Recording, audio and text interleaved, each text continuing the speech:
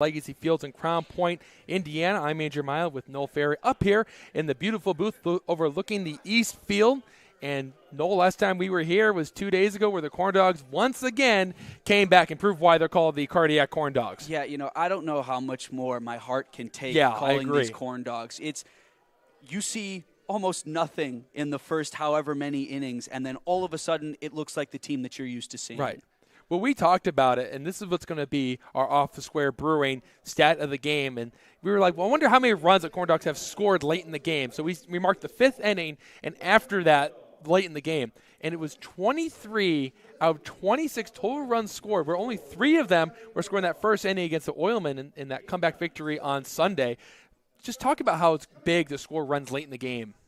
Well, at that point in the game, there seems to be a rhythm established, whether that be for pitching or hitting. But the Corndogs, unlike a lot of other teams that we've seen, are able to get out of a rut in ways that I have never really seen before. Exactly.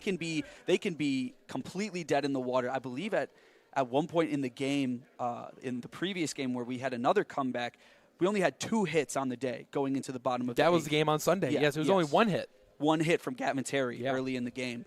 And then all of a sudden, they score 3 runs in the bottom of the 8th and win it in the 9th.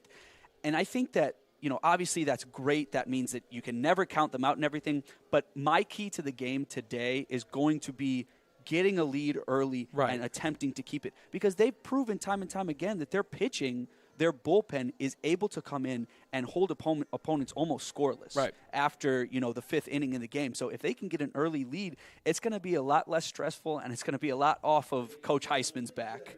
Well, it was a big game on Sunday. The Corndogs were down 3-0 and came back to win it with a 3-run score in the bottom of the 8th to tie it, and then walked off in the bottom of the 9th inning. The Corndogs are on a 7-game winning streak. They're still undefeated here at home at 5-0. And tonight they're going to turn the ball over to James Burke for our matchup preview, looking at the starting pitchers for this game. Yeah, James Burke had a great start for the Corndogs to start off his day. I believe he had 5 strikeouts and was scoreless. He held the Northwest Indiana Oilmen scoreless for 4 innings. For 4 innings, yes. And then it came down to a crucial hit by pitch where he hit his good friend Nolan Rimkus in the head. It was a very scary moment that we saw out on the field. Nolan Rimkus, from what, as far as we know, was okay from that. He did exit the game at the time. But from then, you could just tell Burke was shaken up, and who wouldn't be? Yeah, I agree. And then for the Vikings today, they're going to turn to Tom Devine, who just joined the team, so no official stats for him yet. But for James Burke, what do you think he needs to do to bounce back after a rough inning that concluded his first start in the Corndogs uniform? He's just got to stay calm. He knows how good he is, and he showcased how good he is. He needs to get into his rhythm. I believe he relies heavily on his fastball, similar to Frank Plezak, is what we saw from him. So I think just stick to what he's good at and show why he was a great player at South Suburban for them this past year. Well, the University of Chicago medicine injury report, there's only 1 player unavailable. That's Danny Poplava. He will not be playing again today, as he was just in his street clothes. It was his Corndogs jersey and shorts. But hopefully he'll be joining the team very soon, because he was a hot bat. He has a lot of power, and that's what the Corndogs are looking to do, is maybe put one over the wall today. There's no home runs in any Corndogs game we've done. That's 8 games. But we've been pretty close a few times. The wind was blowing out start today, and it still looks like it's going to blow out to right field. And no, Corndogs red hot. They're looking for 8 straight. You ready to go? Oh, I'm so ready. We hear Tom Bilek, our PA announcer, getting ready to go. Let's send it over to him as he's going through the lineup of the Lake County Corndogs. This was the Corndogs pregame show.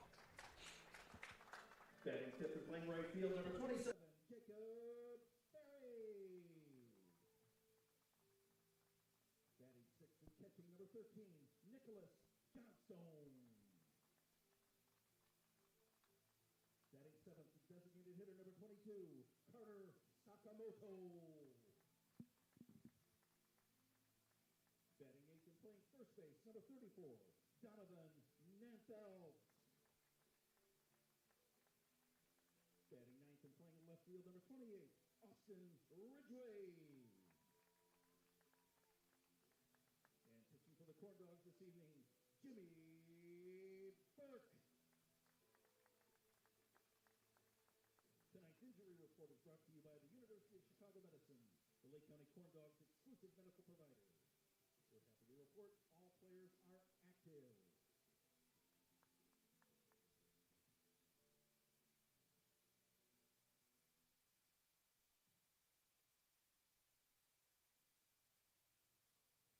Ladies and gentlemen, at this time we ask that you please rise and join us in singing our national anthem.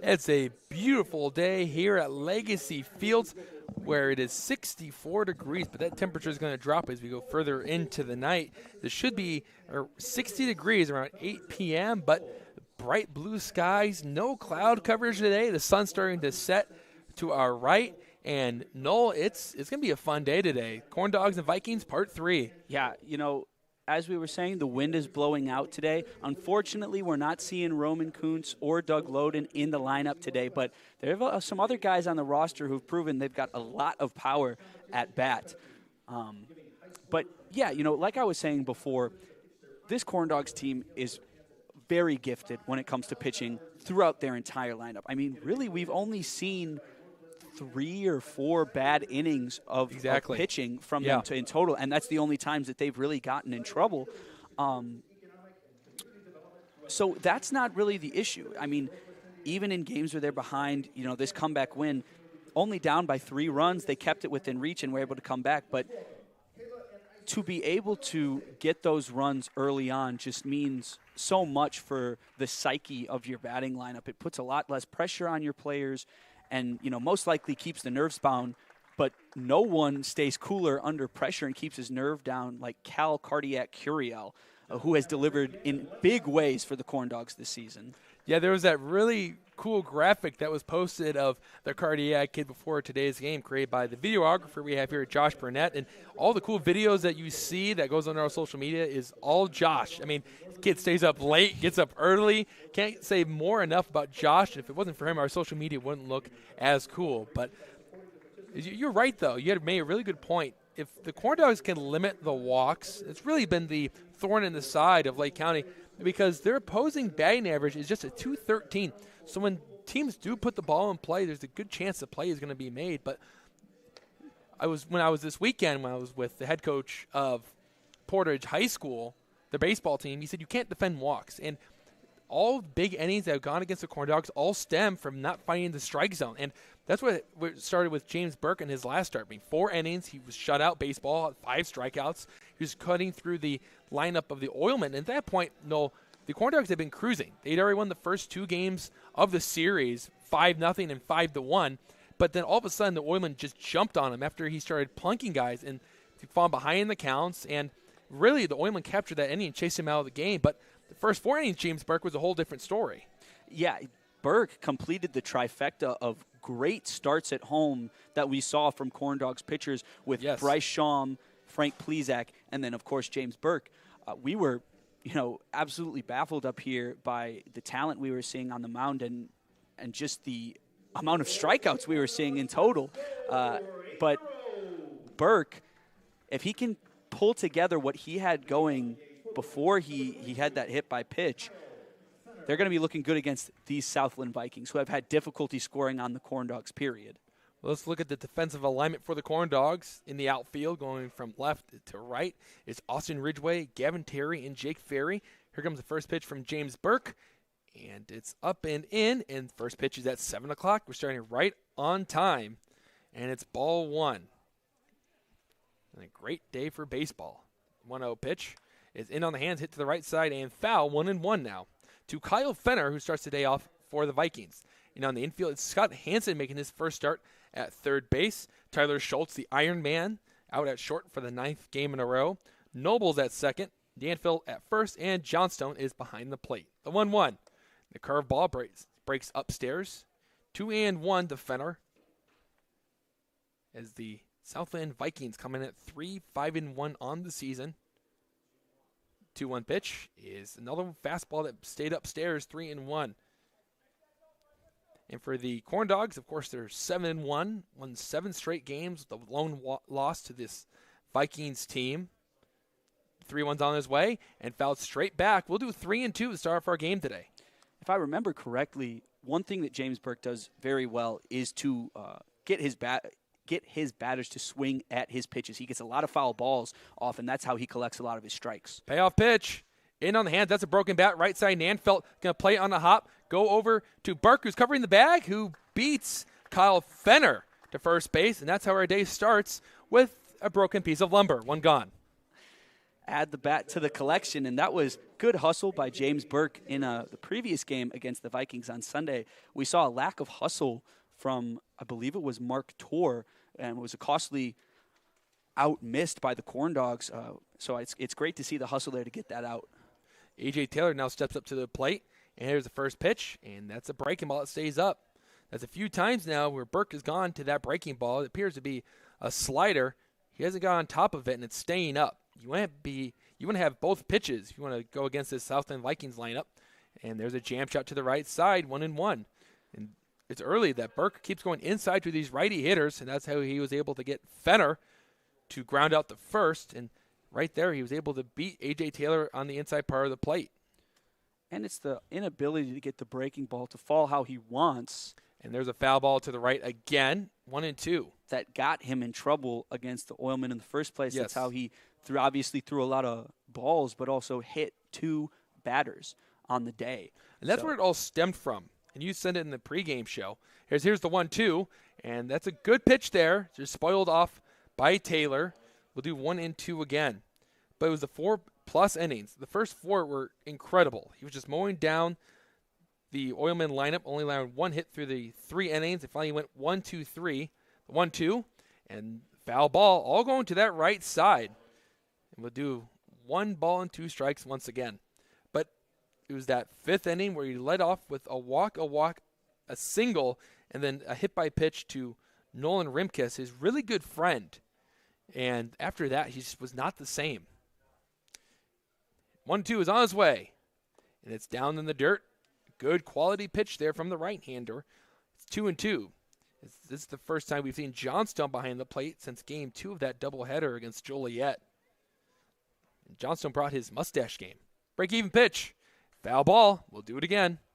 We were talking about it with Cal Curiel because we were doing a media day the other day, and Cal had his sunglasses on, and it kind of reminded me of the new movie Top Gun, Maverick. Of course, the original Top Gun is from 1986.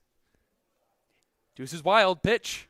Is hit in the air, shallow infield. Noble calls it. He goes out into the outfield grass, and he makes the play. 2 gone. Noble sees a lot of action when Burke is pitching for the Corndogs. As I remember, we saw a lot of ground balls hit directly to Noble. So that speaks to where Burke likes to locate his pitches to a lot of these righty hitters. 3 assists on the day for Noble in Burke's last start. And there's a first pitch strike to Jason Kroll. So the 3 ground outs to Noble in the last start all the way back on the 31st. The pitch is just out. Oh, it's on the outside corner for strike 2. Correction, that was actually the 29th, the last time James Burke started a game for the Corndogs. He's looking for a 1-2-3 inning. 0-2. That one just missed. Ooh. Everyone was heading off the field, James Burke included, who thought he painted that outside corner again, but it was a called ball. It's now to 1-2 to Kroll. Can he get him this time? And that one just misses again. Burke's just wondering where that last 2 pitchers have been. The first one he was confident. That second time he stood there, and it was stuck by Johnstone, who liked it. Counts 2-2 now. Deuce's wild pitch. Swing and a miss. Strike 3. So after some close pitches, Burke settles in, fires a fastball past Kroll, and that ends the inning as the Vikings go down 1-2-3. Your score is the Vikings 0 and the Corndogs. Coming up, you're watching Corndogs Baseball on Facebook Live.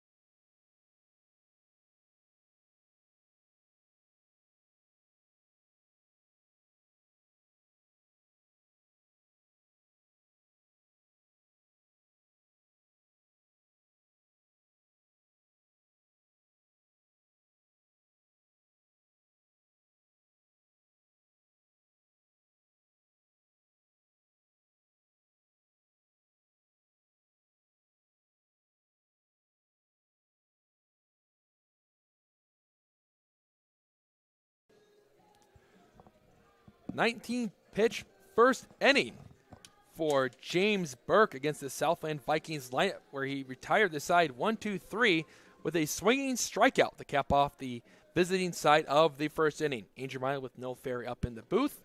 And let's look at the Purdue Federal Credit Union starting lineup, proud partner of the Lake County Corndogs. And this is how the lineup is going to shape up for Lake County this evening. Leading off is Donovan Noble. He plays second base. Gavin Terry, who's been red hot, is batting second, playing center field. Tyler Schultz, 9 straight games where he started for Lake County, is batting third at short. Scott Hansen will bat cleanup and play alongside Schultz over at third base. Jake Ferry batting fifth. He had a big hit in the last game against Southland on Sunday. He's out in right field. Nicholas Johnstone re-enters the lineup. He bats sixth behind the plate. Carter Sakamoto bats seventh. He's the designated hitter. Donovan Nanfelt over at first base, batting eighth. And rounding out the lineup for Justin Heisman's Corndogs is Austin Ridgway. He's in left field. And they'll do battle against Tom Devine, sent from St. Norbert College, where it appears he didn't pitch for them this season, as he is a freshman, so probably got red-shirted for the team.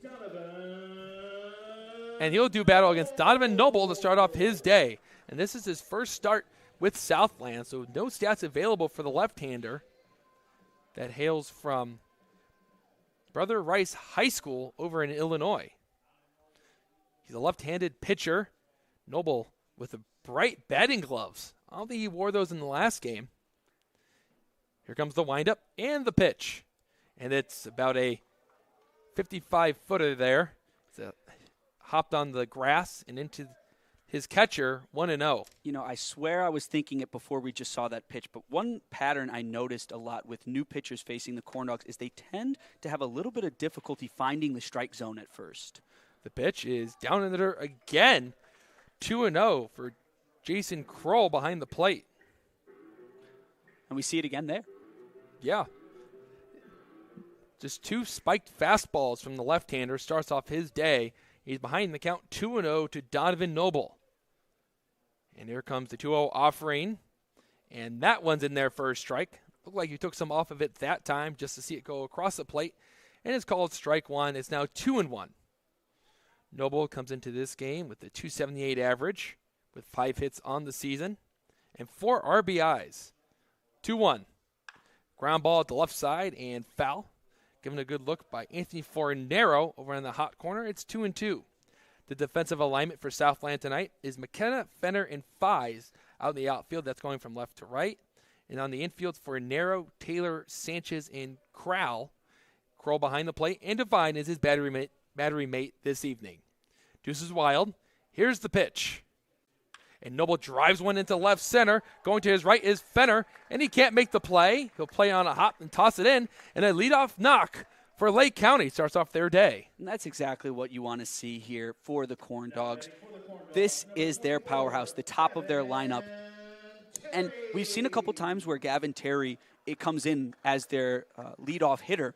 And, you know, that's fine. Gets on base a lot. But I'd like to see them put him in situations where he can get some RBIs for the team. And now with the runner at first, we'll see if we can see that happen here. Lefty on lefty matchup. Here's the pitch. It's down in the dirt. Noble got a good jump. The throw is not in time. It was a good, strong throw from Jason Kroll. But Noble slides in head first, and he moves on the wild pitch.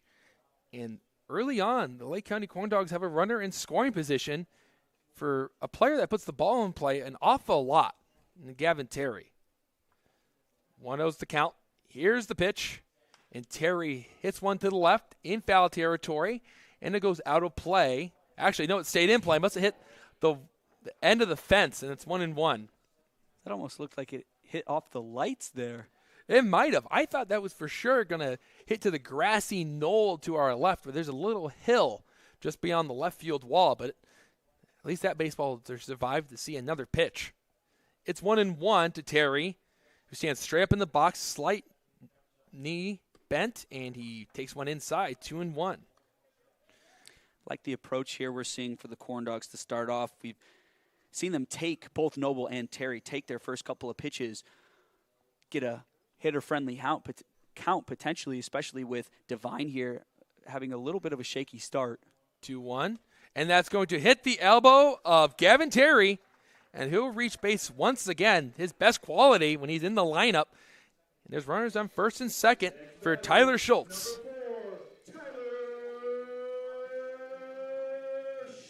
And that's what we talked about with Adam Oppenheim of the Joliet Generals, and he made a really good point, and I'll go back to it every time. It sounds like a broken record. It all comes down to the free bases, and that's something the Corndogs have been doing an awful lot of with a 444 OBP, one of the best in the Northern League thus far.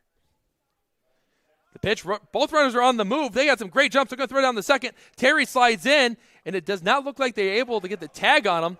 Actually, no. They say they got him, and Heisman's immediately going to talk to the base umpire, and he's adamant about it. From our angle, it looked like he didn't apply the tag to Gavin Terry. As of right now, Gavin Terry is called out. Noble at least will be at third base no matter what in the situation. Terry can't believe it out there, putting his hands up in the air. And usually when you see something like that, that means that the runner didn't feel a glove on him at all. What did you see from up here? From what I saw, the glove looked to be a little bit too high up. The throw was a little high. It seemed to be up too high for any sort of play to be made there, especially with Terry ducked at the last second. And they're going to call him safe. Okay. They're going to call him safe after some deliberation just by the pitcher circle. And they're going to say that Gavin Terry did swipe second base. So a very successful double steal for the Corndogs sets the table for Tyler Schultz. Schultz on the year is batting .346 with 3 RBIs. The player that leads the team in RBIs is, you would probably guess it, Cal Curiel with 7. 4 of them come in clutch situations. 0-1, and that's in the dirt. It skips past the catcher, Kroll, who can't find it. Noble's going to come in from home. And Devine had to field the baseball all the way from the mound to pick it up, and the Corndogs score. It's 1-0 early. Well, and that's just terrible communication there between pitcher and catcher. Kroll standing around looking at nothing. The ball goes all the way past him, expecting someone else to go pick up the ball for him. I'm not 100% sure. Well, he looked around for a long time, and the baseball had went to his right by his dugout, and Devine ended up running for it and picking it up. There's nobody out. Here's the pitch, and that's outside, 2-1. So Schultz still has the opportunity to pick up another RBI on the pass ball. Terry's over at third base with nobody out. So if Schultz puts this ball in play, it's a good chance the Corndogs will be up 2-0 early. And here comes the 1-1. And Schultz gets out of the way, and another one gets past Kroll, who's had a busy bottom of the first inning. But Noel, you said this in the pregame show. Your key to the game was the Corndogs to come out, jump out early, and at least play with the lead, something they haven't done in the last 3 home games. No, definitely. And they're setting it up great for their cleanup hitter, Scott Hansen, who's great with the bat, but almost no one better at cleaning things up than Tyler Schultz. Well, Schultz clobbers this to the left side for a narrow going to his right, looking up, and that is out of play. And we do 2-2 to Schultz. I think Schultz is kicking himself there a little bit. I think he knows he could have reached base there on a walk had he not swung at that. He really had to reach his bat out to make contact with that one. Schultz went 0 for 2 in the last game, but he reached base 3 times with 2 walks and the 1 intentional pass in the 9th to set up the Roman Kuntz walk to win the game. 2-2 is hit to the right side this time. Crowell going to his left, and he'll watch this one go out of play by the off-square Brewing tent just beneath the pavilion. 2-2. That situation is definitely confusing for us up here in the booth as we have both John Crowell and Jason Kroll at catcher and first base. And they bat back-to-back in the lineup. Yes. I accidentally had wrote Tom Kroll. 2-2. And another hard-hit ball, and this one's going a mile foul as it almost reached that minivan. It's going to roll into the parking lot. But Tyler Schultz seems to be seeing the ball extremely well from this left-hander as he's just trying to drive this in the left field and get Terry in from third base. This certainly is not a passive at-bat. 2-2, and that's in the dirt. Skipped right in front of home plate. And that's going to be ball 4 for Tyler Schultz to set up Scott Hansen. Well, and I thought that was an interesting approach there by Schultz for how much he swung at that at-bat, especially because we've seen Devine throw a lot of balls today, and I think, I'm not going to come out here and say that was a poor decision by Schultz. However, he reached on a walk, and I think that kind of speaks about the type of pitching we're seeing here from the Vikings today.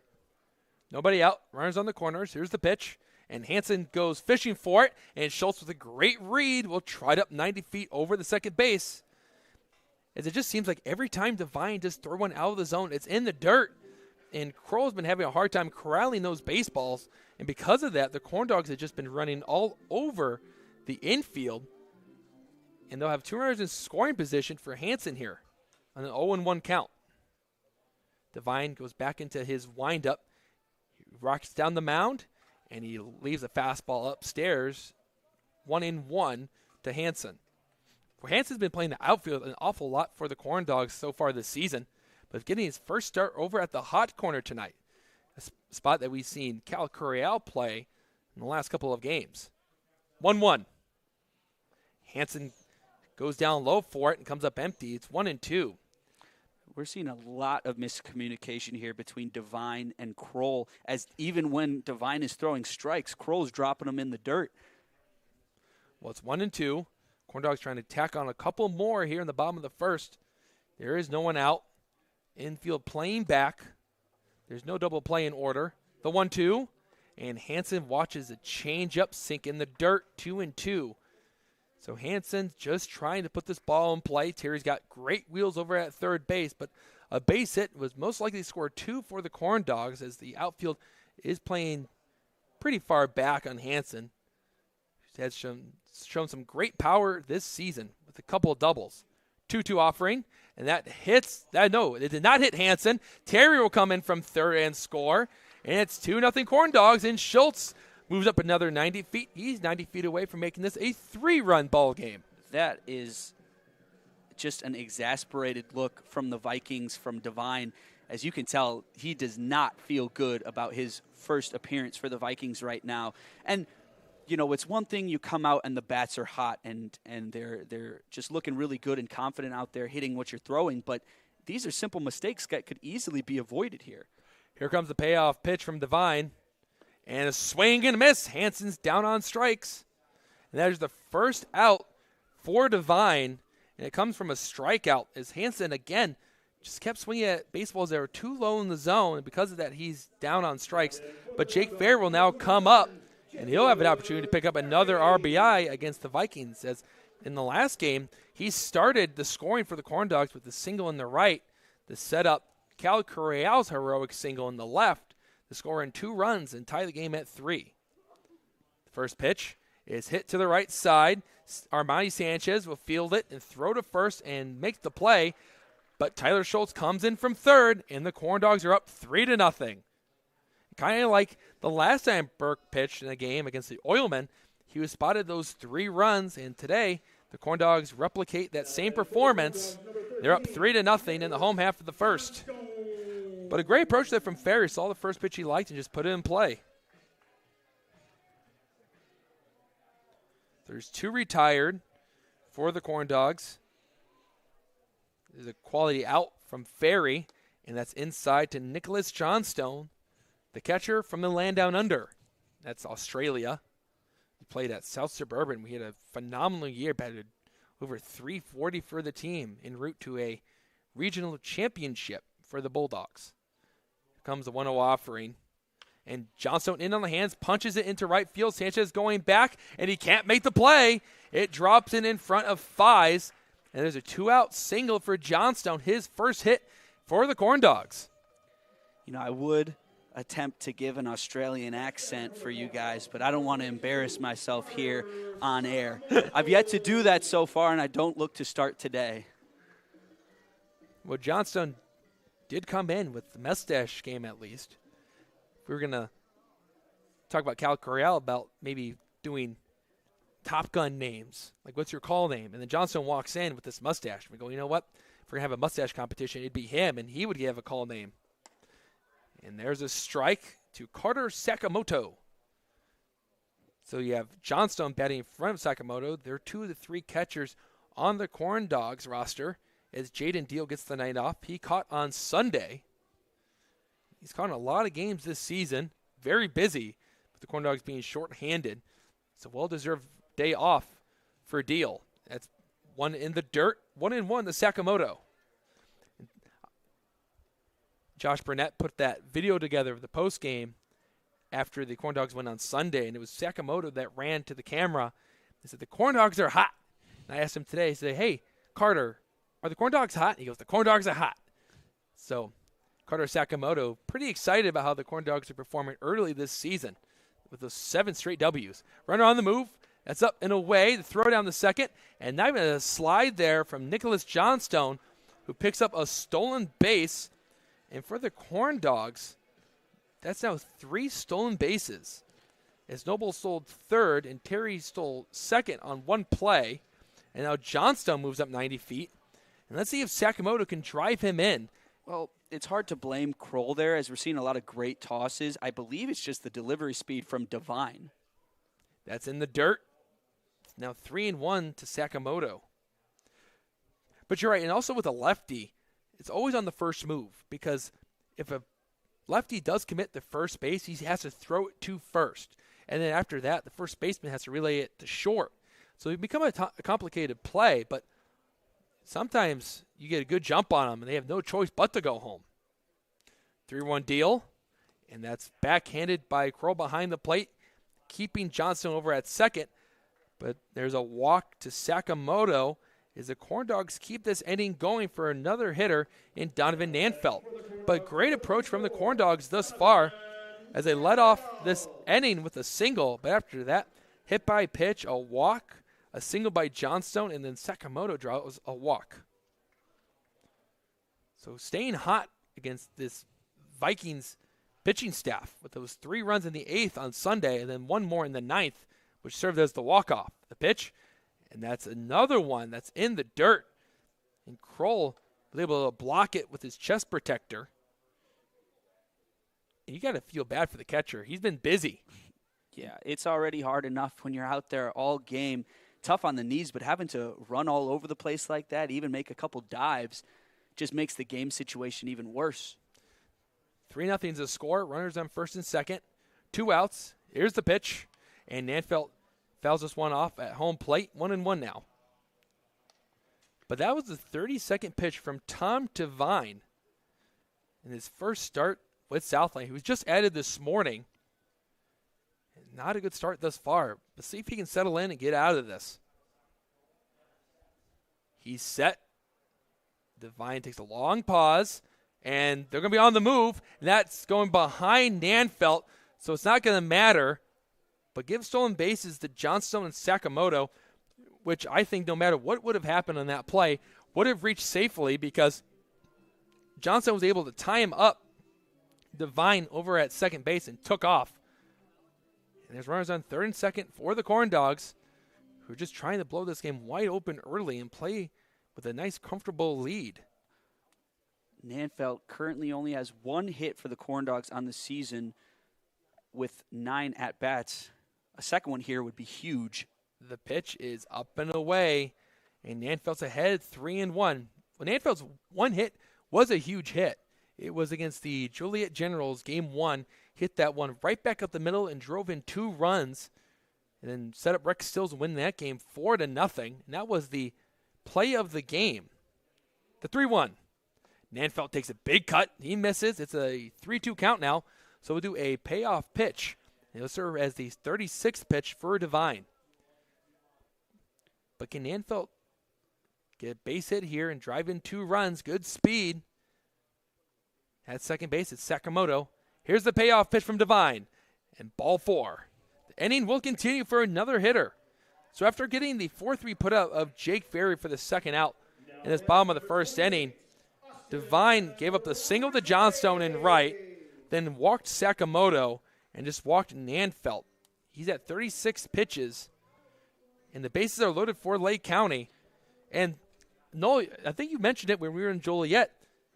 The Corndogs listened to our broadcast during the game, and whenever we talk about something, they seem to do it. And today it was jump out early and give our hearts some rest. Yeah, it definitely looks like they're helping me out, making me look like I know what I'm talking about up here. And this is a tough situation for the Vikings because we now have bases loaded for technically the highest batting average on the Corndogs, non-qualifying, that is, with Austin Ridgway, currently batting .462 with 13 at-bats and 6 hits. And also go with 6 RBIs, as he hit the first double in Corndogs history and the first ever 2 RBI hit in Corndogs history. In that first game against the Oilmen, the first ever home game in Corndogs history, is right down the left field line. Actually, that was game 2 in the 5-1 victory when he did that. Here's the pitch to Ridgway, who takes one on the inside corner for a called strike 1 after the deliberation on the mound for the Southland Vikings trying to calm down their lefty. As Donovan Noble is back on deck. He led off this inning. Here comes the pitch to Ridgway, and that's going to away from the catcher Kroll, who had no play, and the Corndogs will tack on a 4th run. 4-0 Corndogs after a wild pitch there from Tom Devine, and Johnstone just trotted in. And for the Corndogs faithful, their hearts have gotten a little bit of a break as the last 3 games the Corndogs played from behind, getting late into the game. And our stat of the game, which is presented by Off Square Brewing, was 23 of 26 runs scored in the last 3 games came from the 5th inning and later. The 1-1 to Ridgway, and that hits Ridgway in the back. Ridgway turned into it, and it clipped him. It'll trot back over to first base, continuing the inning for the Corndogs as they're battle around. Here comes Donovan Noble for his 2nd plate appearance in this inning alone. We're rounding up on half an hour here in this bottom of the first inning. And the Vikings don't want to see this go any further down into the Corndogs batting rotation, as, you know, getting all the way through it, especially in the bottom of the first, is just, you know, it's almost unheard of. Noble comes up. He's singled into left center to start off his day. Here's the pitch, and that's up and away. It just seems as though Devine has completely lost the strike zone. His confidence seems to be shaken. But the good news for him, there's a lot more baseball to be played in this ball game and for the season. Yeah, this would be a huge out here. You know, 4 runs still obtainable. Here's the pitch, and a big cut from Noble. He came up empty, 1-1. It was the changeup from Devine with their arm side movement. But Donovan Noble trying to jump on this left-hander and get another base hit, which would score 2 if he can hit one to the left center like he did last time. With Danfeld over at second base, here's the pitch. And there's one that hops into Kroll. 2-1 to the Corndogs leadoff hitter, who already scored this inning. So he's 1 for 1 with a run scored. Maybe he can tack on a couple of RBIs. Maybe try to get Macron player of the game. And he stole a base. It's 2-1. Here comes Devine. And this is hit in the air. Right side. Is it playable for Crowell? And it is not, as he'll watch it go behind his dugout. And the count is 2-2 with 2 outs and the bases loaded. It's Deuces Wild with Andrew Mild. Wow. Did you just come up with that? I actually cannot take credit for that. It was my old broadcasting partner in Crestwood with the Windy City Thunderbolts, Connor Onion, that came up with that. He said that should be called a podcast. Maybe down the road when I have more time. Deuces Wild pitch. Swing and a miss. And it's strike 3. But the Corndogs score 4 runs on 2 hits and a lot of walks. We move to the second with the Corndogs up 4. You're watching Corndogs Baseball on Facebook Live.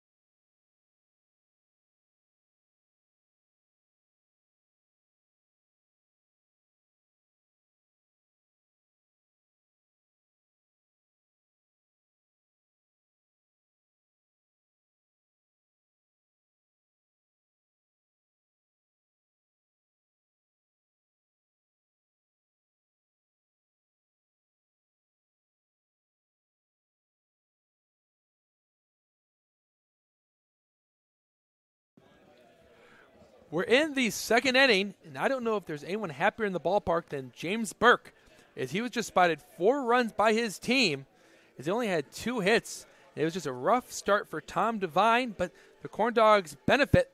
Their lead 4-0 heading into this inning. As we head into the inning, it's a friendly reminder that the Great Lakes Sports Hub is the official training facility of the Lake County Corndogs.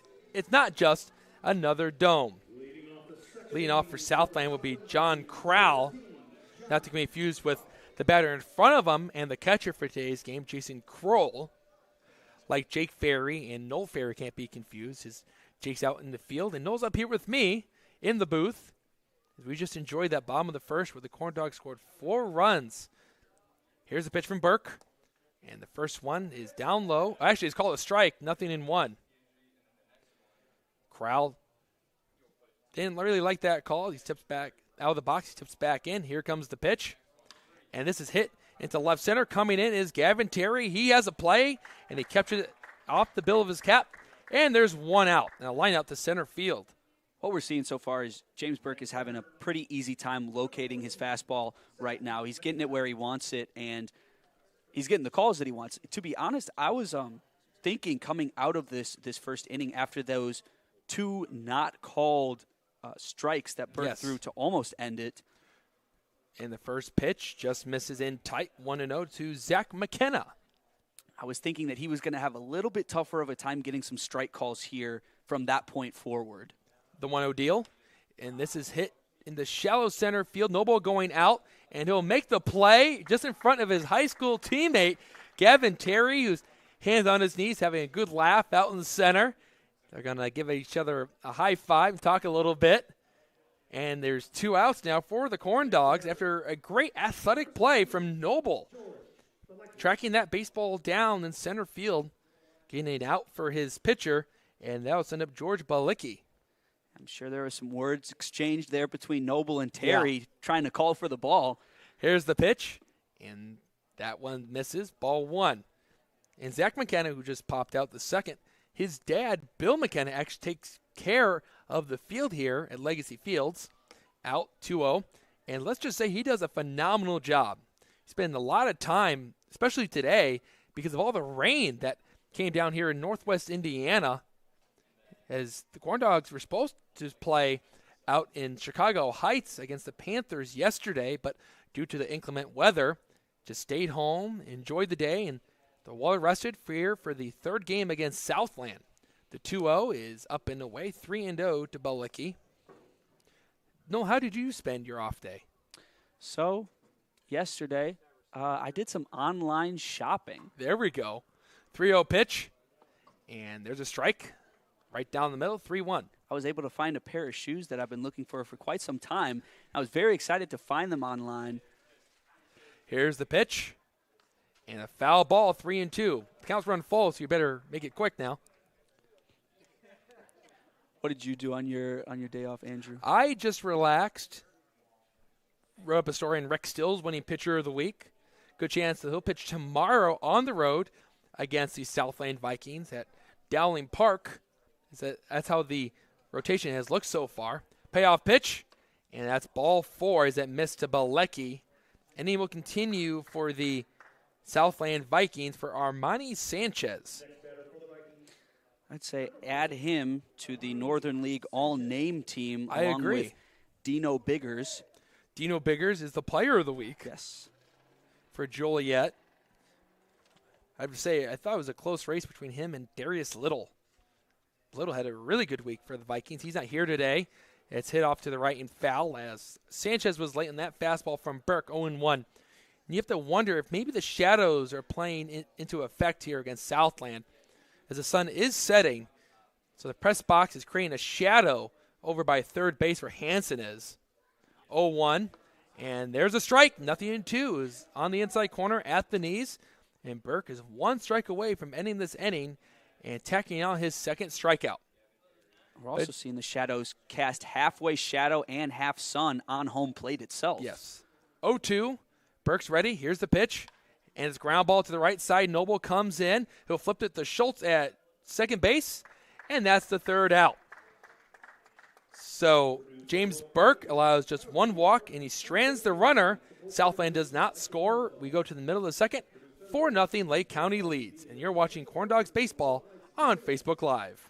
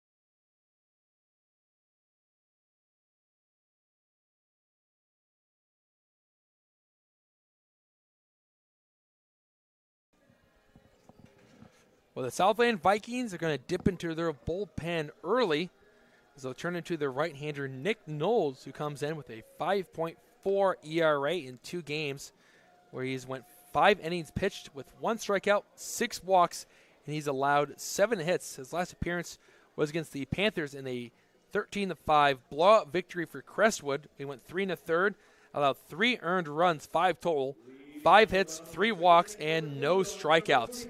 And it's a friendly reminder is that every pitching change this season is brought to you by IBEW Local 697, proud partner of the Corndogs. We've seen a lot of pitching changes thus far this season. Didn't even have to have that one pulled up. So Terry will lead off for the Corndogs after that very exciting bottom of the first. Here's the pitch from Knowles. It misses 1-0. So Divine departs after going just 1 inning of work, allowing just 2 hits, but it's the 4 runs that scored, the 3 walks, the 2 Ks, and the 2 hit by pitches. As that one misses the top of the zone, 2-0 to Terry. who was hit by a pitch on his elbow guard on his right arm. He came around to score in the bottom of the first. The pitch, a breaking ball that stays up on Terry again. 3-0 to start off this bottom of the second inning. There's a good chance that Terry will be taken all the way there. Probably as red as his headband today. The 3-0, and it's a 4-pitch walk to start today for Nick Knowles. And Gavin Terry's multi-game on-base streak continues. That's the second time he's reached base today. That's now 7 straight games where he's done that.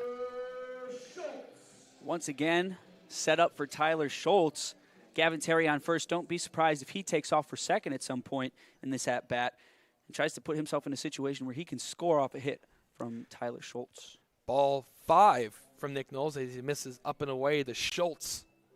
I'm not sure if Schultz will have an opportunity to even see a pitch he can hit here, as the Vikings pitchers today are having a very hard time locating the strike zone. The 1-0 pitch, and there's a strike. There's the broadcaster's jinx from Noel Ferry. It took 6 pitches, but Knowles finds that outside corner for strike number 1. As this is a team, the Vikings, that come in with a 7.2 ERA. Here's the pitch, and it drops down low. Terry thought about going. He couldn't locate the baseball because it started off in the sun and then jumped over to the left in the shady area as our press box is casting a shadow into left field just in front of Zach McKenna as that sun is setting. The 2-1, and that's up and in. It's a 3-ball and 1-strike count to Schultz, who walked in his last at-bat, but he was very aggressive as he drove some baseballs down the left field line. He was just early on some fastballs from Tom Devine. Here's the pitch, and it's ball 4 as it finds its way into the dirt. And back-to-back walks start off the day for Nick Knowles. And here comes Scott Hansen, who struck out in his last at-bat. These free bases are just, you're not going to win games off of them. You're not going to be able to make up for it. The Corndogs currently have 2 hits on the day so far. Hansen watches one cross over the plate for strike 1. It's just unacceptable. Great approaches from the Corndogs, at least. The 444 OBP is phenomenal, and that's up and away from Knowles, 1-1. With the abundance of walks this season, the Corndogs' walk and strikeout ratio is pretty close. It's a very narrow gap between those two stats. They came in with 57 walks and 61 strikeouts. Runners on the move. Hansen watches the breaking ball miss. They throw it down the second base. Slide in is Tyler Schultz. And the base umpire was looking at third where Terry was going and had his back turned to the play at second base. And they're going to turn to the home plate umpire to make the call. Is they now have a meeting by home plate. But as of right now, Terry will get third base. The play was at second. And for me, it looked like Schultz was safe as the tag from Armani Sanchez was on his back, and they say he's safe. Yeah, Schultz was safe there almost by a mile. He was sliding in before the ball even passed Knowles at the plate. And this is a Corndogs team that's not afraid to steal bases. They have 24 stolen bases heading into this matchup with the Southland Vikings, but they've tacked on a bunch of stolen bases thus far. I want to say that's the third time the Corndogs have had a successful double steal, as the manager of the Southland Vikings now talking to the home plate umpire about the play. Not quite sure what there is to talk about that play there. Yeah. But potentially just the not seeing where the action is truly happening from the infield ump. Yeah, the infield ump thought that the ball was going to go to third, but the ball went to second base. He threw behind the runner there. Tried to get Schultz. The 2-1, and another one that just outside the strike zone. 3-1 to Hansen, as Nick Knowles is 1 ball away from loading the bases for Lake County. As the Corndogs are threatening to get a huge lead. The pitch, and it's in the dirt. Blocked by Kroll. Terry will stay at third, but Hansen will go to first, and the bases are loaded. 3 straight walks from the Southland Vikings to start off the bottom of the second inning. And in total, that's 6 walks to go with the 2 hit by pitches. So Lake County now has 63 walks on the year and 63 strikeouts. So as of right now, those 2 stats are evened out. Ferry comes up with a fryer full of corn dogs. Here's the pitch, and it just misses 1-0. Thought that one was a strike. It just missed 1-0. The Corn Dogs coming up to the plate, just looking for something to swing at. Here comes the 1-0, and that's up and in. Southland Vikings just can't buy themselves a strike. As the Lake County Corn Dogs have just had a parade of base runners to start off their day. The 2-0 offering, and Ferry watches one, misses over the strike zone, 3-0. And Noel, you're just shaking your head over to my right. Well, it's almost hard to watch. These balls aren't even really. I will say the first pitch was a little bit closer, but these aren't even close. And ball 4. And just how the Lake County Corn Dogs walked off the game on Sunday, they'll score another run here as good 90 feet there from Gavin Terry. Score is now 5-0, with the Corn Dogs not even putting the ball in play here in the bottom of the second inning. And Johnstone will come up, give Jake Ferry a RBI there without ever swinging the bat, watching 4 miss wide. Ferry now has 2 RBIs on the day. One from the body language. And that one misses away from Johnstone, 1-0. And you're right. You just wanted to see the pitchers be competitive and let the Corn Dogs go up there and swing the bats, because nothing really any value to hitters when they just go up there and take their walks. A pitch, and that one misses. 2-0. Went around the outside corner, 2-0. And Knowles is definitely getting frustrated at this point, as he believes, from what I can see out there, I think he thinks that his curveballs are hitting the zone. Johnstone swings at one. A little bit of action now in the game. A foul ball, 2-1. It's been a long start to this game when you get excited for a foul ball. Yeah, I believe that was the second swing we've seen during this half inning. And that's upstairs, 3-1. I can't even tell you the first swing. Who swung the bat? I want to say Scott Hansen. It might have been had Hansen. one. Well, the count was 3-1 to Johnstone. One more ball would issue another run for Lake County, make it 6-0. Here's the pitch to Johnstone, and it's outside, ball 4, 6-0 Corn Dogs. No one out here, obviously, is more frustrated than Jason Kroll behind the plate, as he's been giving what he wants to his pitchers. 2 pitchers today on the day. He probably thinks he's given a pretty good game plan to them out there, but they can just not deliver into the strike zone. 6-0 Corn Dogs. Carter Sakamoto will now come up. You can probably guess what he did in his last at-bat. I'll say it anyway. It was a walk. Bases loaded still for the Corn Dogs. Here's the pitch. And a ball in play. It's hit into right. And this should be infield fly. It's not, but the play is made by Armani Sanchez. And there's the first out for the Southland Vikings, as it was hit off the end of the bat of Sakamoto. And there's one gone. That's a sigh of relief there for the Vikings, as finally they're able to collect their first out. And, even so, had that ball been hit just a bit harder, would have easily scored Scott Hansen from third base. Nanfelt comes up. He walked in his last plate appearance. Here's the pitch to him, and that misses the mark for ball 1. Looking around the league thus far, the Panthers picked up the win against the Oilmen by a final score of 4-1, but they only allowed 1 hit. Here's the pitch, and Nanfelt hits one on the ground. Left side, charging is Fornero. Fornero underhands it over the first. A great stretch by Crowell, but takes him off the bag. So it'll go down as an E5, and the Corn Dogs will keep the bases loaded and tack on another run. It's 7-0.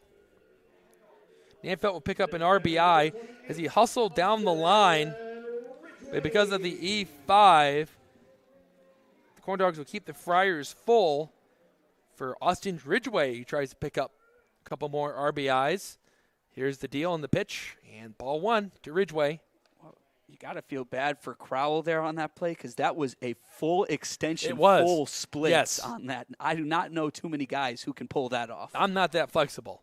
1-0. Ridgeway watches that breaking ball stay up 2-0. If I tried that, Noel, I'd probably pop a hip. Yeah, that or a hamstring. Or a hamstring. That was my next guess. Hamstring would have been gone. How about both? The 2-0. That's up and away, 3-0. There's nowhere to put these Corndogs as Ridgeway steps out of the box. And there's a good chance we'll just watch one cross the strike zone if it is in there. Here comes Knowles. And there's a strike. 3-1.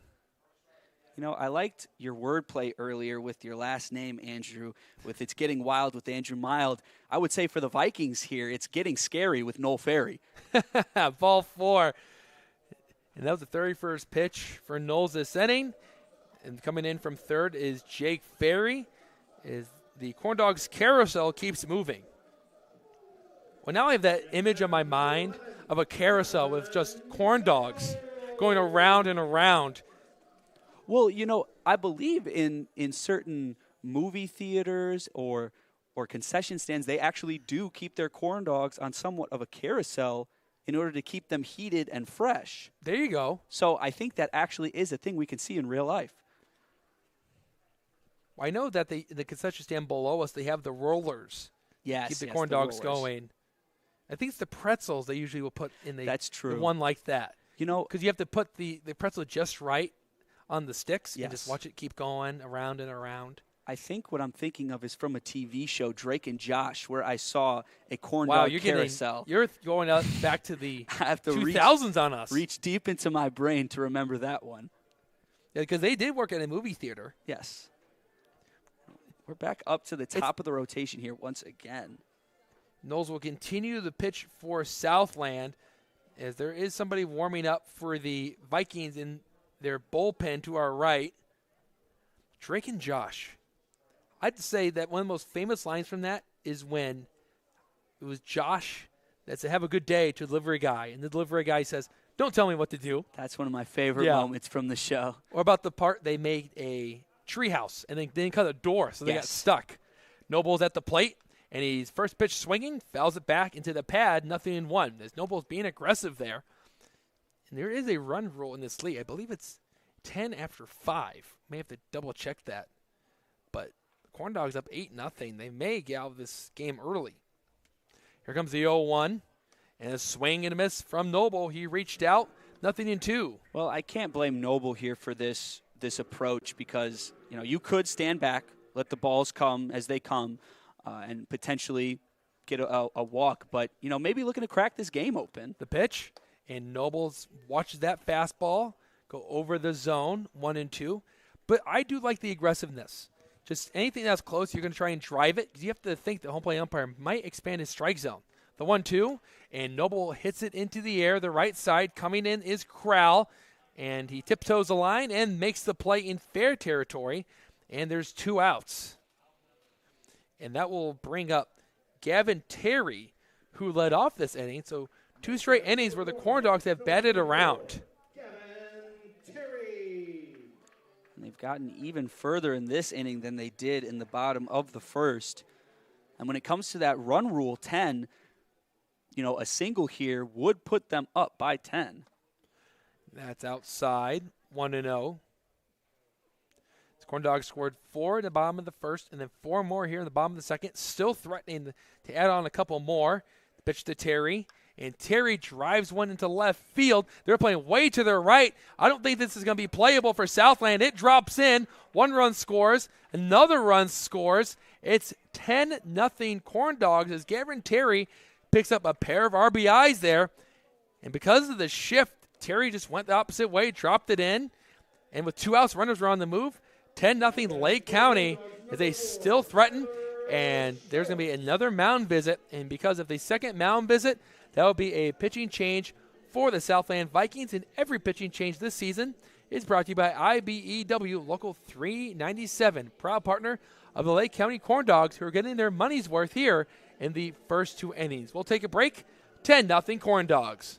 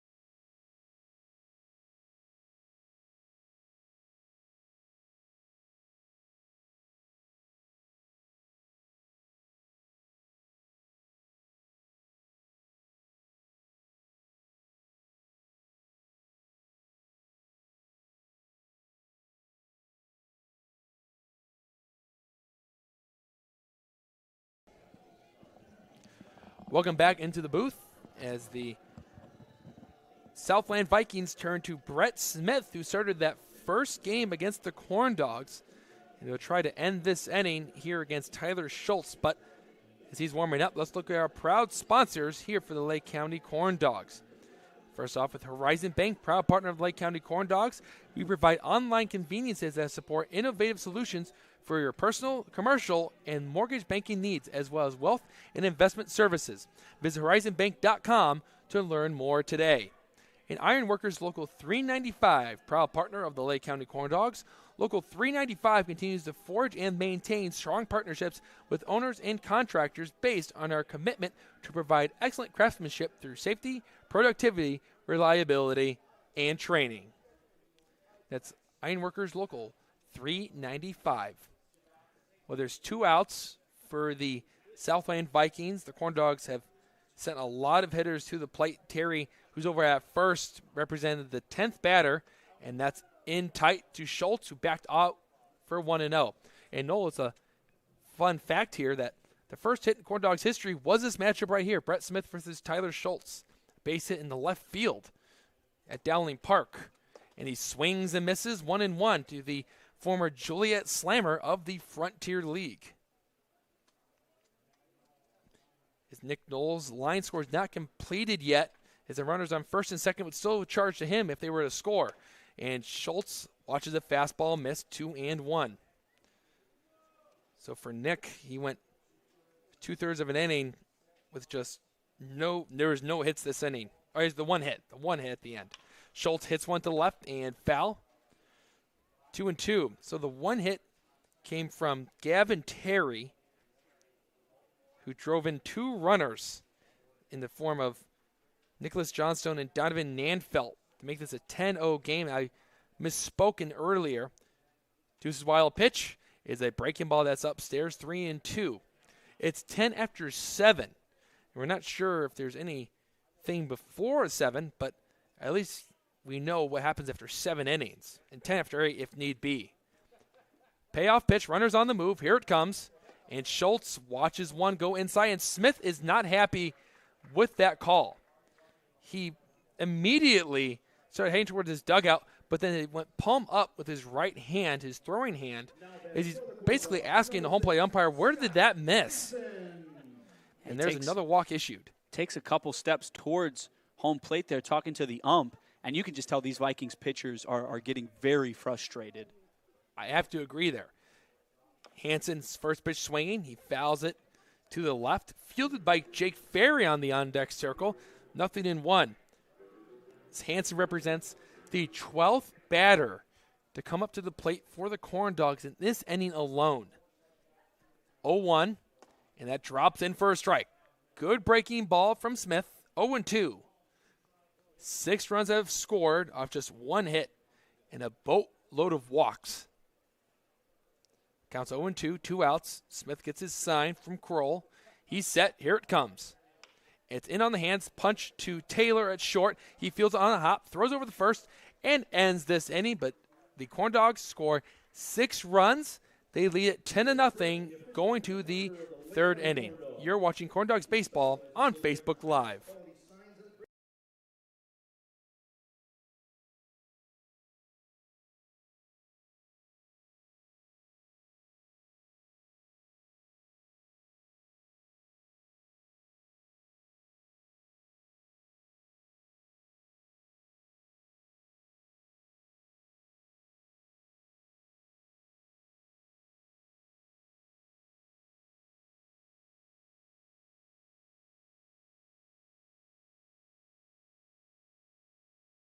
We're muted on.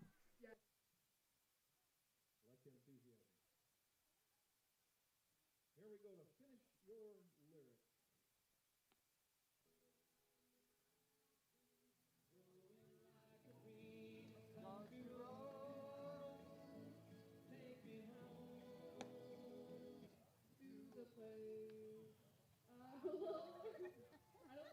Very nice. A couple of old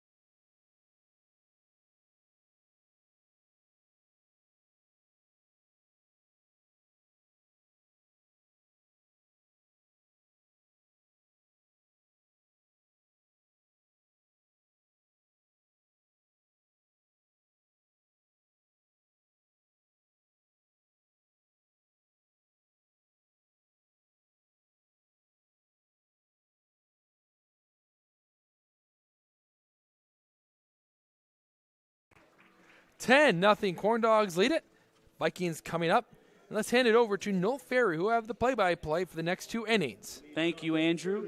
Here's a reminder that Kuziak Construction, a proud partner of the Lake County Corndogs, is your complete home improvement expert. From home remodeling, repairs, and roofing, we do it right. Contact us today at 219-923-3007. First pitch from Burke.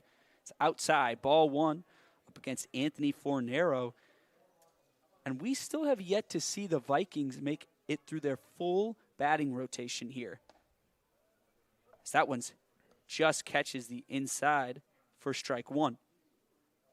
1-1. And it was a complete pitching fall apart for the Vikings. Here's the 1-1 outside, ball 2. The main issue that the Vikings saw throughout these whole past 2 half innings, as the 2-1 comes, big swing and a miss from Fornero there, 2-2. They were so committed to finding their breaking balls to the point that they were throwing an extreme amount of balls. Here comes the 2-2. That one misses down low. Full count for Fornero. You just didn't see them attempting to throw enough strikes, whether that was a location error or a pitch error. That one's fouled straight back. Not enough strikes were thrown, period. That's what led to the insane amount of walks. It was 1, 2, 3, 4, 5, 6, 7 walks in this past half inning.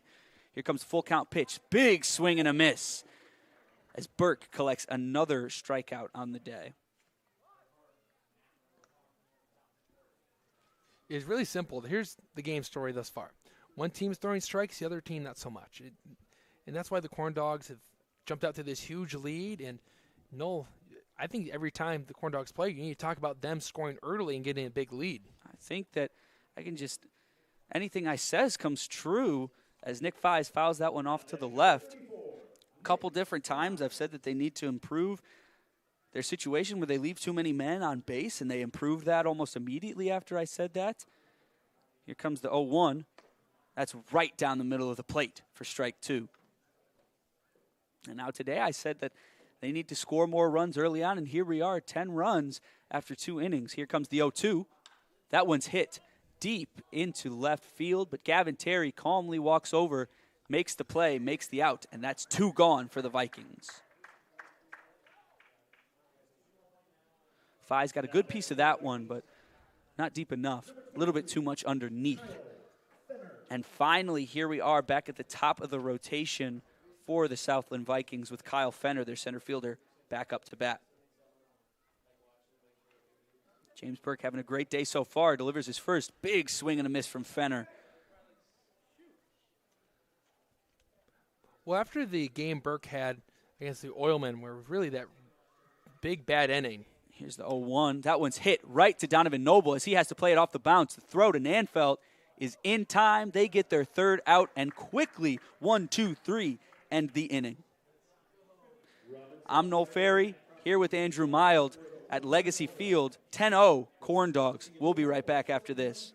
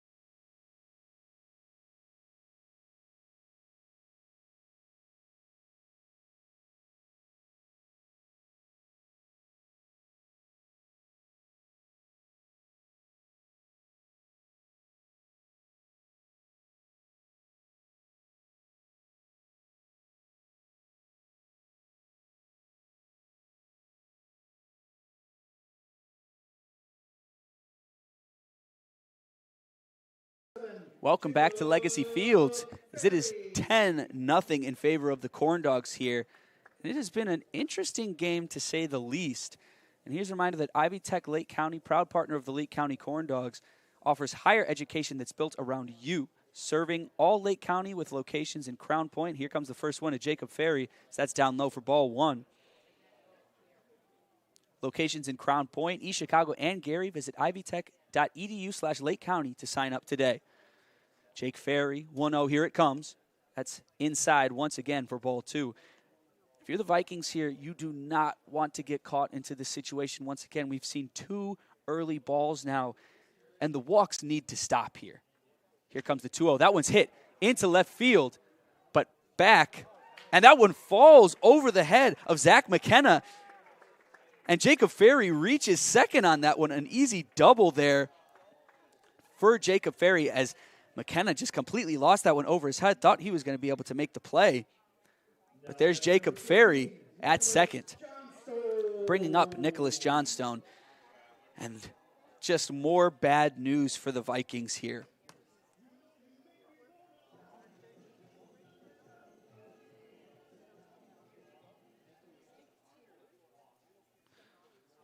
Nicholas Johnstone, starting catcher today for the Corndogs, hasn't seen too much action so far. So that one's down low for ball one. Made a couple appearances for the Corndogs. It's mostly been Jaden Deal who has seen most of the action behind the plate. We've yet to really see the dynamics between the pitchers and catchers so far, as most have just been caught by Jaden Deal. So that's fouled off behind Johnstone, 1-1. Deal obviously has a great arm behind the plate, was just dealing with a lack of speed from Plezak coming in, where he had a couple bases stolen off of him and was unable to get any pickoffs at second against the Vikings in this previous game on Sunday. Here's the 1-1, and that's outside for ball two. But when it comes to Nicholas Johnstone and Carter Sakamoto, we just really haven't seen enough of them playing to really know what their strengths and weaknesses are. Obviously, Jaden Deal, good arm, but also a great base runner, has a lot of stolen bases for a guy who's his size. So that one is just outside once again, 3-1. And you can just tell how frustrated not only Tom Devine and Nick Knowles, but now Brett Smith is, coming into his inning in this past half inning. Here comes the 3-1. Big swing and a miss from Johnstone there. 3-2. He had nothing to be frustrated about in terms of himself, Brett Smith, but obviously you feel for your fellow pitchers. You feel like, they're not getting some calls, and then you get out there and you're not getting your calls. He's already having some words with the umpire. Full count. Runner on second. Here it comes. So that one's fouled. We'll see 3-2 again.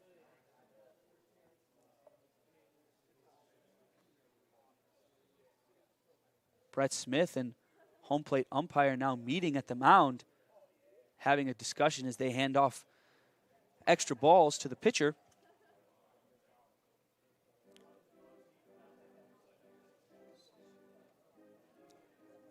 According to the body language of some of the players today, we've seen some questionable calls in their opinion. We've seen a couple times players heading off the field on a believed strike 3 call, but turned out to be a ball. That one's strikeout swinging for Nicholas Johnstone. That's a huge out there for Brett Smith, and just gets a bit of confidence that's much needed here. Now Carter Sakamoto up to bat.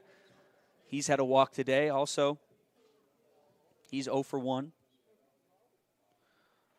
And just a easy pop-up infield fly.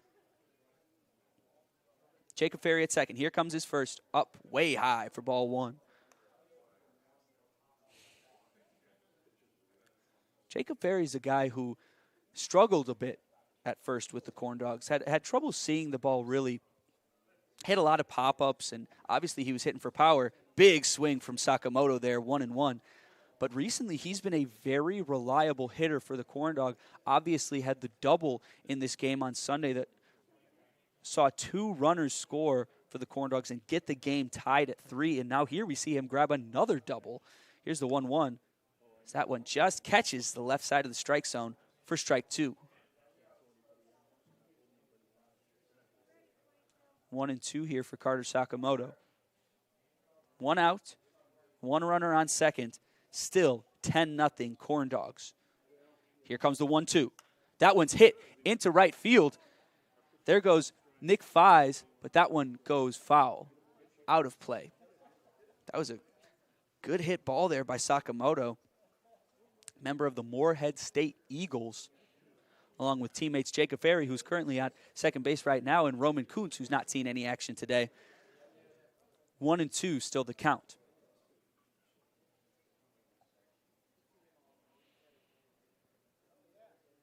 Still looking for our first home run here of the season. Here's the 1-2, as that's a dropped third strike called there, but Kroll easily delivers to Crowell for the out.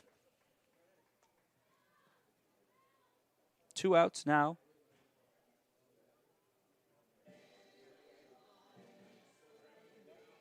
Now batting number 34, Donovan. Now up to bat, Donovan Nanfeld.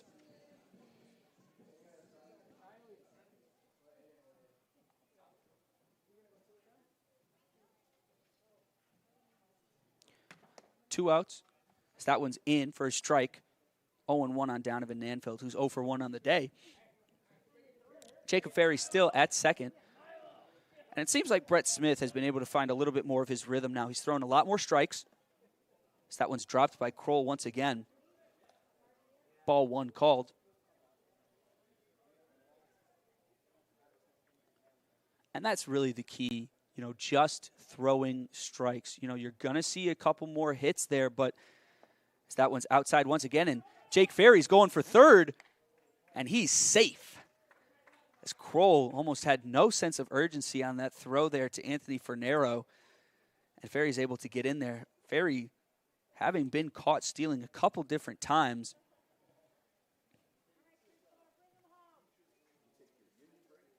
Nanfeld receives the pitch. That's strike 2 called. So that one just caught the edge.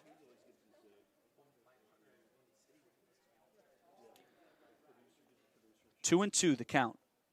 Runner at third. Here it comes. And that's strike 3 called. That retires the Corndogs this inning. Donovan Nanfeld strikes out looking. Still 10-0 Corndogs here. We'll head to the top of the 4th and be right back after this.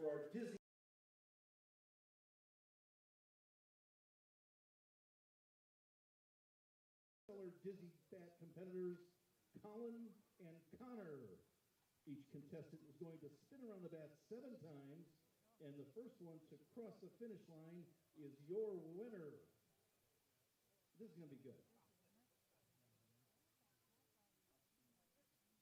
Are you ready, gentlemen?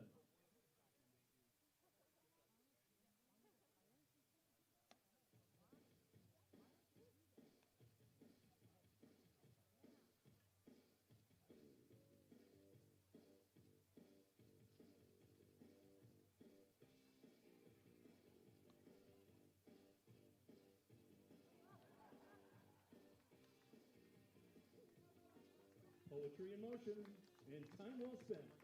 Nicely done, gentlemen.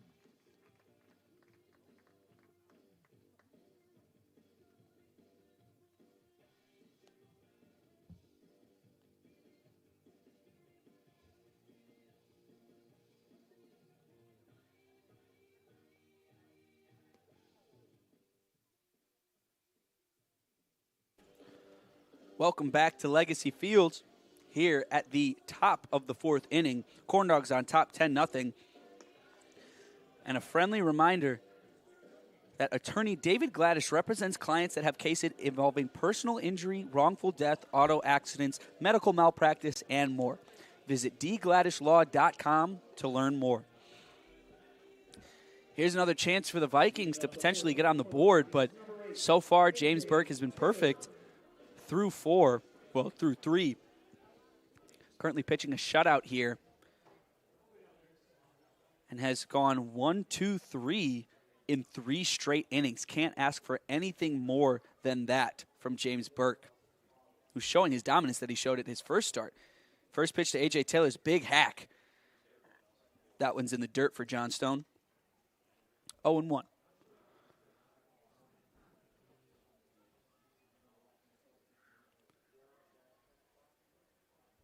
Here comes the 0-1. That's outside, ball 1. And that's exactly what you want to see if you're James Burke here. You're keeping your pitch count low, and you're ensuring that you can, make it further into this game. Here comes the 1-1. That one's fouled straight back. I don't know if you could tell, but that one's straight towards my face. Didn't flinch, though. 1-2. Burke remaining very calm on the mound. Here comes the 1-2. That one almost hits A.J. Taylor in the face. 2-2. That would have been a deja vu moment for when he hit Nolan Rimkus on the Northwest Indiana Oilman. So that one's fouled once again straight back by A.J. Taylor.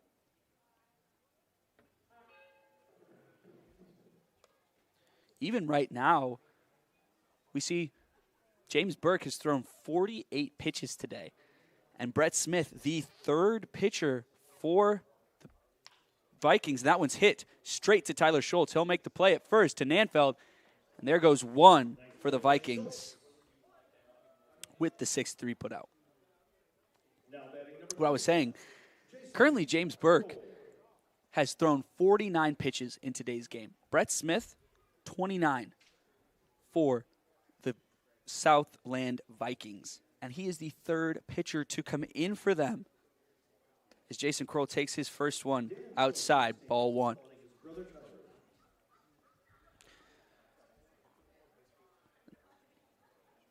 Here comes the 1-0. That one catches the bottom left corner for strike 1.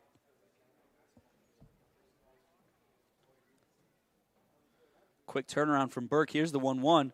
That one's hit into left once again. There goes Scott Hansen. Diving play and delivers to Donovan Nanfeld to get the 5-3 putout. And I like the hustle there from Hansen. Both Schultz and Hansen took off for that ball, but Hansen almost lost his balance there, but able to get the ball out of his glove and calmly make the throw to Donovan Nanfeld, who now 2 plays in a row has had some great leaps off of the bag. John Crowell now up. He takes his first. That one's down in the dirt for ball 1. Nanfeld's got a great stretch there at first.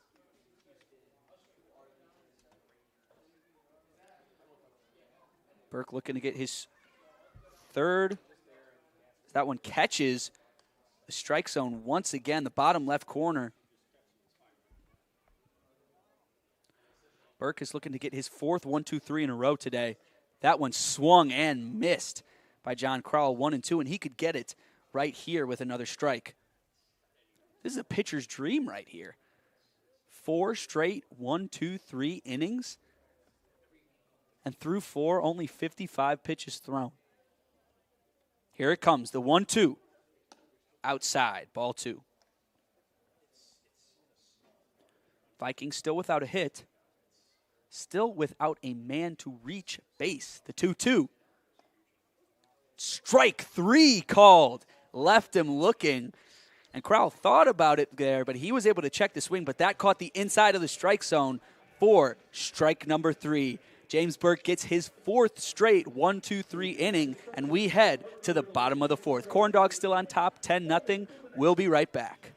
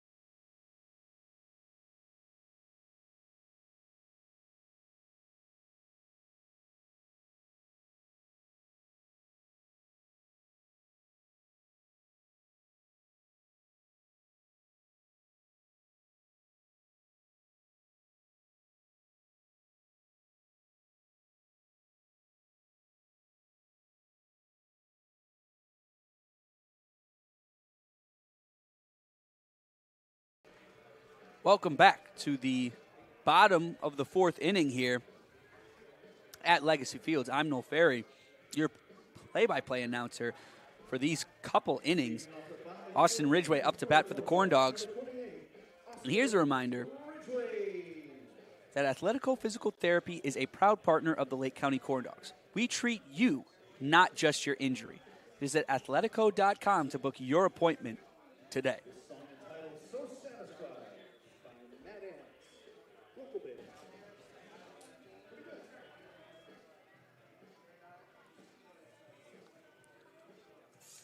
Austin Ridgway having already been walked today and has a hit by pitch. So he's reached base twice today, but no hits for him on the day. No official at-bats yet.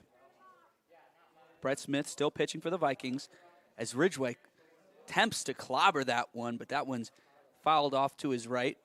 That was a big swing there from Ridgway.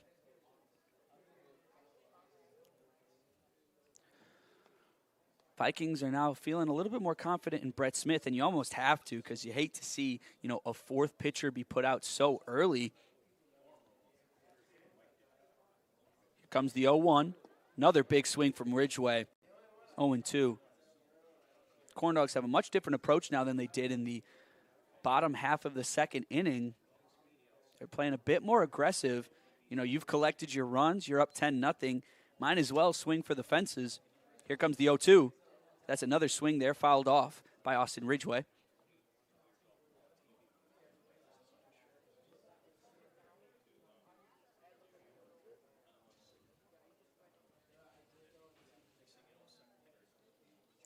One and two. Brett Smith getting some signals from Jason Kroll, who's had a long day today behind the plate. Here comes the 0-2. That's outside for ball one. And honestly, it's just extending these at-bats for the Corndogs. Not only are they seeing a lot of balls, but a decent amount of foul balls now recently. Here comes the 1-2. There's a checked swing. And Ridgway is called. They say he went. So there's one gone for the Vikings here in the bottom of the fourth inning. Ridgway visibly upset there. He thinks that he was able to check that successfully. And it's especially frustrating for him as that call was made by first baseline ump, and he's a lefty hitter, so it's honestly hard to tell from that angle if he were to have went or not. Here's Donovan Noble as that one's fouled, landed right in front of him. We're still seeing a lot of aggression here from the Corndogs.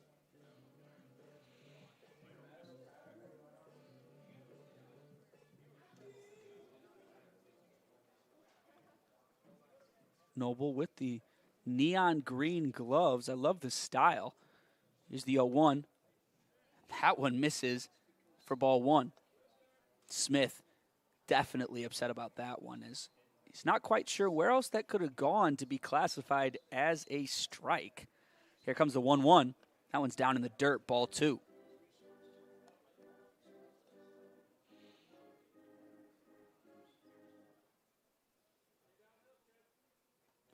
Still waiting to find out what that run rule is in the Northern League. The 2-1, that one's way inside for ball three. Noble has to fully extend for that one to miss him.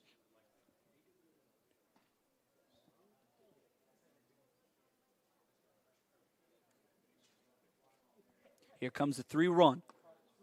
That one misses once again, and there's a walk for Donovan Noble. He's on first, one out here, setting up Gavin Terry. Next batter, number 24, Gavin Terry. We spoke to Terry earlier today, asked him about his headbands. Currently today, he's sporting a Flash headband.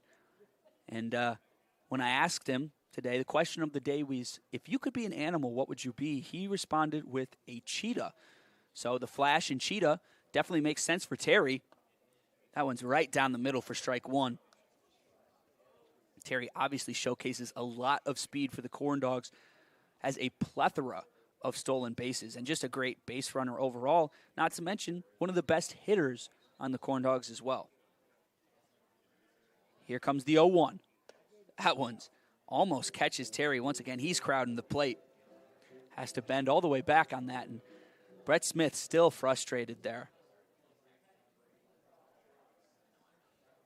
Terry has a wide stance at the plate. Here comes the 1-1. That one's behind him.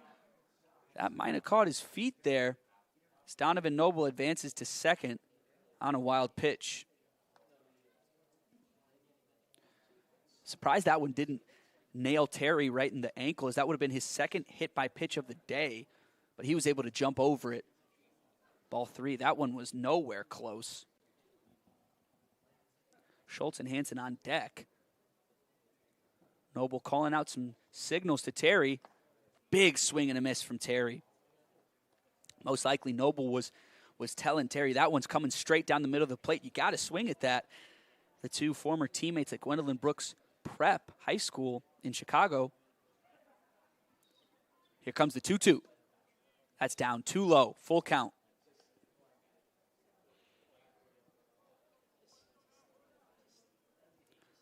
Similar situation to last inning. Runner on second for the Corndogs. One out. Here comes the full count. Big swing from Terry. That one's almost down on one knee there. They get him swinging. 2 outs here, setting up Tyler Schultz. Still no official at-bat for Schultz today either. For Schultz, it's been 3 walks so far. So we'll see if he can keep up that trend, but he's honestly looking to drive in Noble. Here comes the first pitch. Big swing from Schultz. It's not too fun to just stand out there and watch 12 balls come past you and reach base 3 times on that. It's good for the on-base percentage. Here comes the 0-1. That one misses low once again. And I'm not sure if it's my angle, but a lot of these being thrown by Brett Smith appear to be, pretty center. Must be missing down low. That one's fouled straight back by Schultz. I am looking from an angle up here.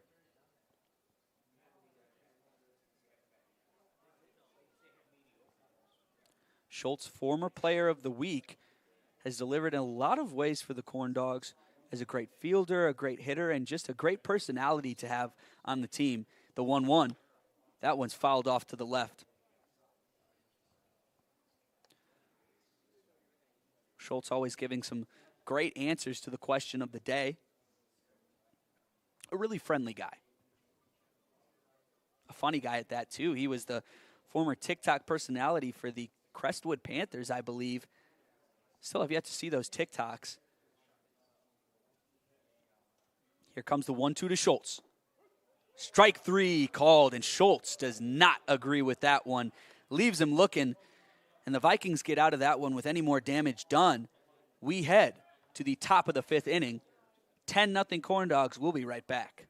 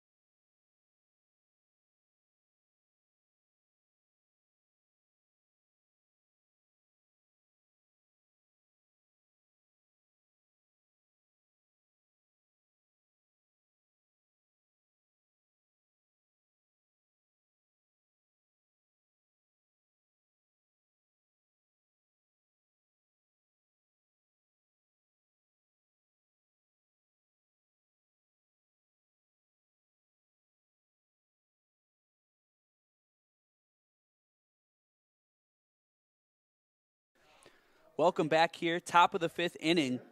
Still 10-0 Corndogs. I'm Noel Ferry sending it off to Andrew Mild for your play-by-play.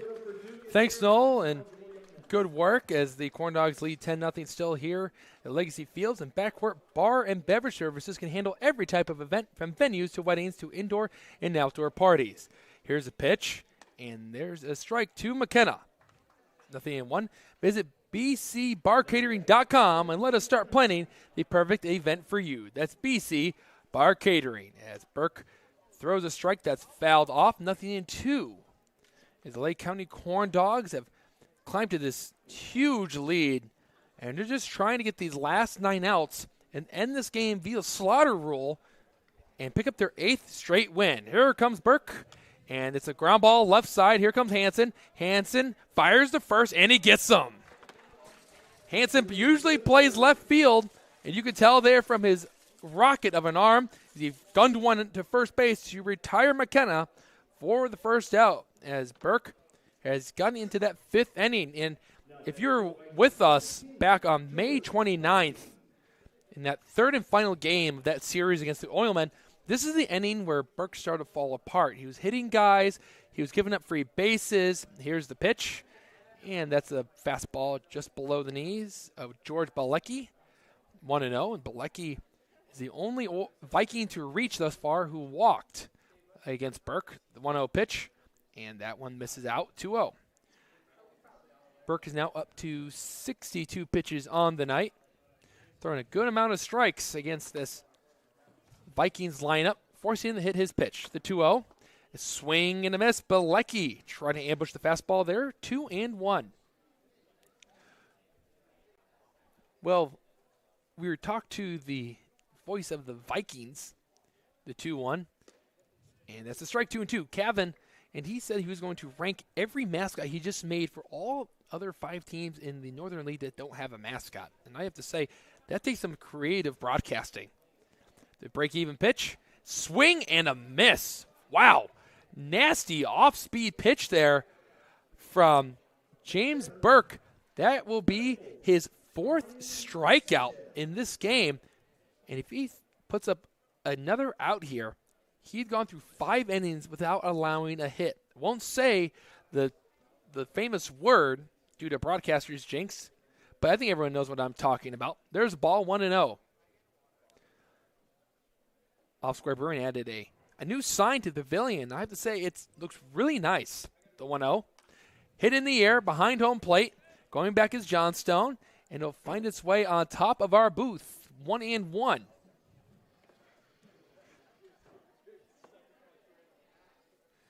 I have to say, it kind of reminds me of Fenway Park font. It's green with the white font. So kind of if you go to Fenway, and here comes the 1-1. And it's driven down the line, but foul. 1-2. In green, the big green monster out in left field is famous with the oldest Major League ballpark at Fenway. I believe it was built in 1912. The 1-2. Swing and a miss, and Burke picks up 2 strikeouts and ends the inning. We go to the bottom of the 5th with the Corndogs still with a nice, comfortable 10-run cushion. You're watching Corndog Baseball on Facebook Live.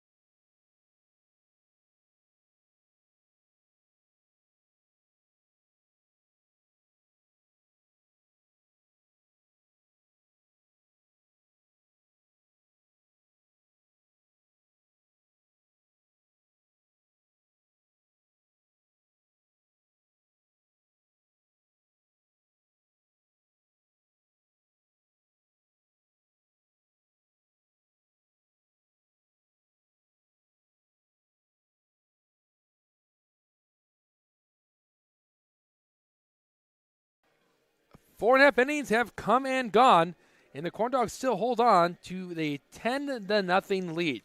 Andrew Mile with Noel Ferries up here in the booth, and Robin Salzadier with At Properties is a proud partner of the Lake County Corndogs. Whether you are purchasing a new home or selling the one you currently own, Robin specializes in obtaining the best price in Northwest Indiana. Call her today at 312-671-0034. That's 312-671-0034. And the Colonial Life is a proud partner of the Lake County Corndogs. Keep on expecting. Life is anything but expected.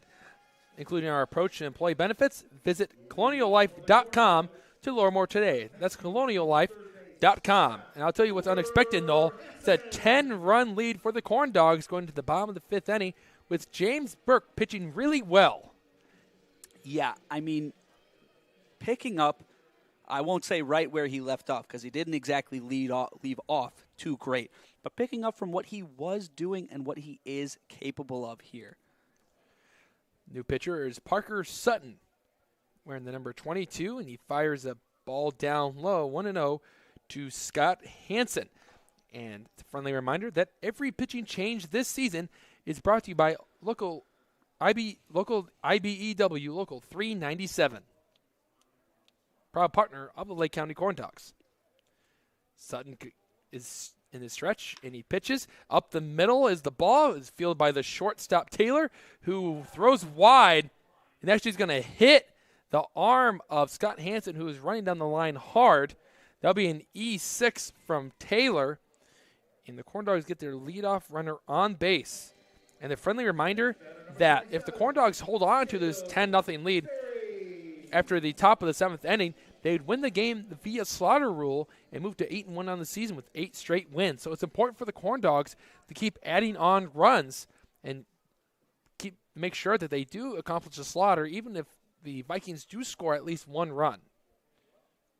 Ferry will now come up, who doubled in his last at-bat. Here's the pitch, and it's down low. It gets past the catcher Kroll, and Scott Hansen gets the jump over to second base.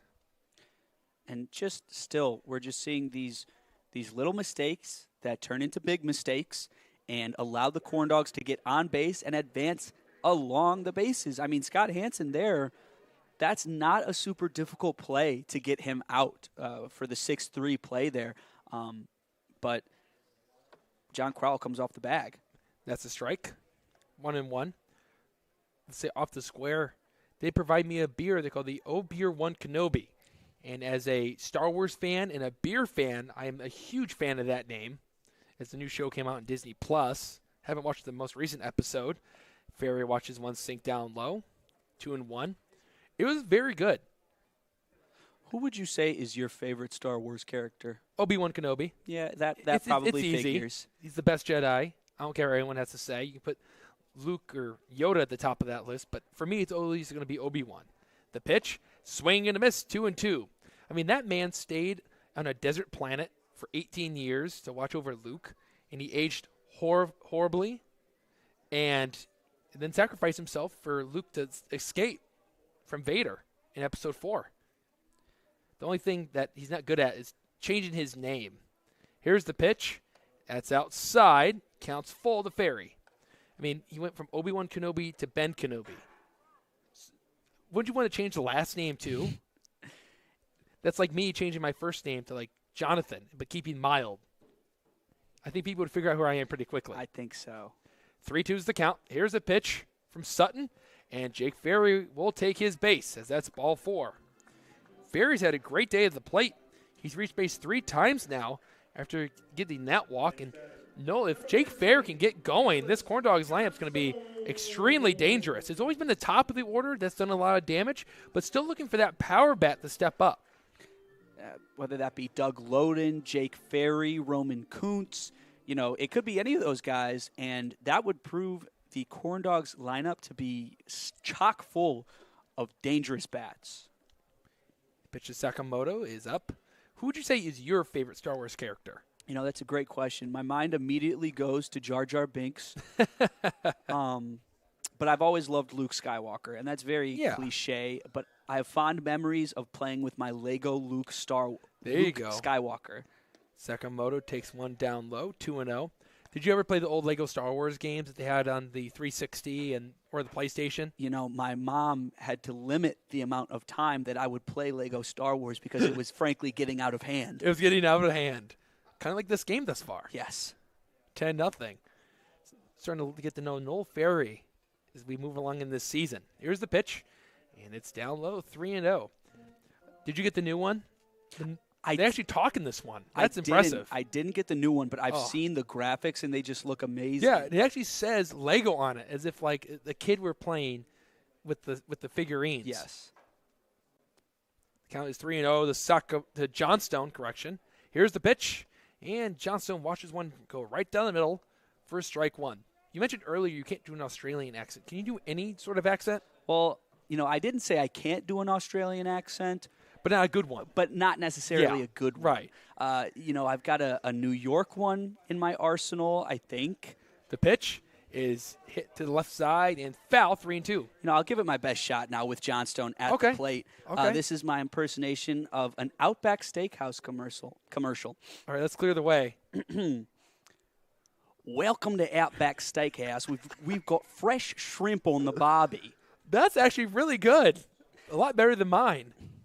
That was pretty good. If I did it, you have to do it now, too. No, it's not going to happen. The fact that you went to an Australian for an American restaurant, it's kind of baffling. Yeah, but that's true. I like it.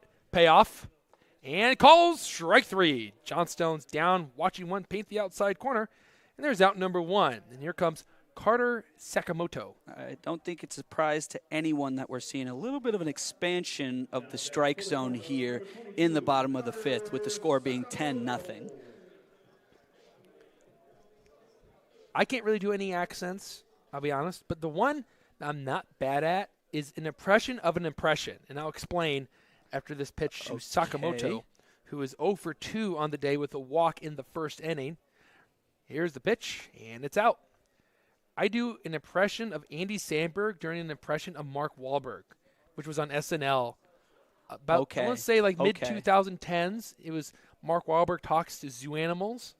And I just think it's hilarious. It's pretty good. You have to watch it on YouTube. But I can at least do that one, the 1-0, and it's driven straight back 1-1. All right, so here's Mark Wahlberg. Okay. Hey, how you doing? Mark Wahlberg here. I was in The Happening. Do you ever watch that movie, Noel? You ever watch that movie? No. Yeah, it's not a good one. Yeah. It's the one where, spoiler alert here, it's a horror movie and people are just keep dying and they don't know why. It's because the plants turn against them. That's the plot twist. The 1-1. Sakamoto watches called strike two as it clipped the top of the zone. 1 ball and 2 strikes. And the battle of Sakamoto and Sutton. I believe Mark Wahlberg played a part in The Departed. He did. Which is one of my favorite movies of all time. That's a great strictly one. Boston. Yeah. That movie was loaded full of really good actors, too. A star-studded cast there. 1 ball, 2 strikes, 1 out. Here's the pitch. And just below the knees. Thought that could have been strike 3, but it just missed 2-2. You had Leo. You had Damon. You had Wahlberg. Jack Nicholson. You can't forget about the 1989 Joker. Love Jack Nicholson. Oh yeah, one of my favorite actors of all time. One Flew Over the Cuckoo's Nest. Remember he was calling the game. It was the Dodgers-Yankees World Series that he wasn't allowed to watch, so he was doing his best impression of it. Break-even pitch, and Sakamoto sold out for that one. He missed it, and it's strike 3. Back-to-back Ks for Parker Sutton. And here comes Donovan Amfelt. That was when Sandy Koufax was still on the Dodgers, because I believe the book took place in the 60s. So it was Dodgers and Yankees, which still had Mantle. And I'm pretty sure in that game, Mantle hit a home run, according to Jack Nicholson. Pitch to Anfelt is out 1-0. What would you say is your favorite movie, besides maybe The Departed? It's a great question, honestly. It's an important question, too. It Because changes. if it's the wrong answer, we can't be friends anymore. You know, my mind immediately goes to E.T. I have E.T. a lot of nostalgia for that movie. Okay. 1-0 pitch. Anfelt swings and misses 1-1. But recently, after rewatching Pulp Fiction, it's a very strange movie. It is a strange movie. But I just absolutely love the dialogue in it. I think it's so casual, and I absolutely love that movie. What about you? I'll give the answer after this 1-1 pitch to Nanfelt, and it almost gets them 2-1. I've heard good things about Paddington 2. I heard that movie will change your life. I actually have heard that too, not going to lie. I believe I heard it was such a good movie from the new movie with, blanking on his name. It's about him. He plays himself in the movie. Here's the 2-1, and it's down low, 3-1. Nicolas Cage. It was a Nick Cage movie that just came out where he plays himself as an action hero, and they said Paddington 2 will change your life. And I've checked it out, and it did. It's a great movie. And you just got to interact with the Queen of England. The 3-1, swing and a miss, an awkward cut from Nanfelt. It's a 3-2 count, 2 outs. Runners on first and second. They'll be on the move. Might be the only Bear that I've been cheering for as of late due to the Cubs and the Bears not being very good in the most recent years. No, not too many stars. I mean, we're losing all the stars that we're so used to in Chicago. Runners on the move. Here comes a pitch from Sutton. And Nanfelt's in on his hands. He fouls it off, and we'll do 3-2 again. I think a lot of NFL teams are going to look at the Bears like Paddington. A small, friendly bear. Yeah. No, not too dangerous. No. Only thing they've got going is, potentially Justin Fields pans out and progresses a bit, but I'm see. Not sure. I'm hoping. 3-2, 2 outs, and we'll do that again. Here comes a pitch from Sutton, and Nanfelt swings and misses, and Parker Sutton strikes out the side. We go to the 6th, 10-0 Lake County. You're watching Corndogs Baseball on Facebook Live.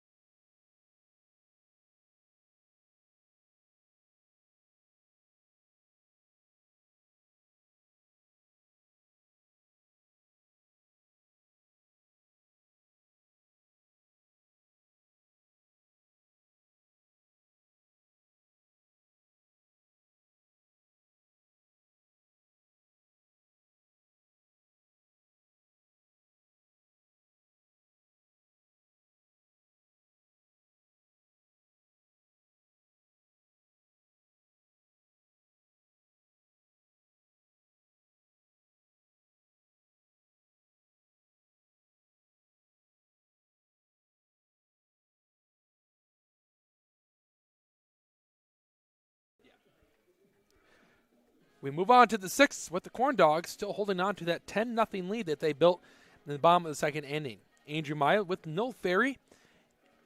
Crown Antique Mall is a proud partner of the Lake County Corndogs. We offer you a unique mix of antiques and collectibles. Visit crownantiquemall.net to view a list of our upcoming market dates. It's crownantiquemall.net. Dining Solutions at Wicker Park is the answer to your catering needs. Whether you have 50 or 400 guests, we can accommodate any type of occasion. Call us today at 219-923-3830 and let us help customize your next special event. That's 219-923-3830. Diversified Marketing Strategies is a full-service marketing agency that specializes in all forms of media and advertising. Are you ready to start a project with DMS? Visit us today at thinkdiversified.com. That's thinkdiversified.com.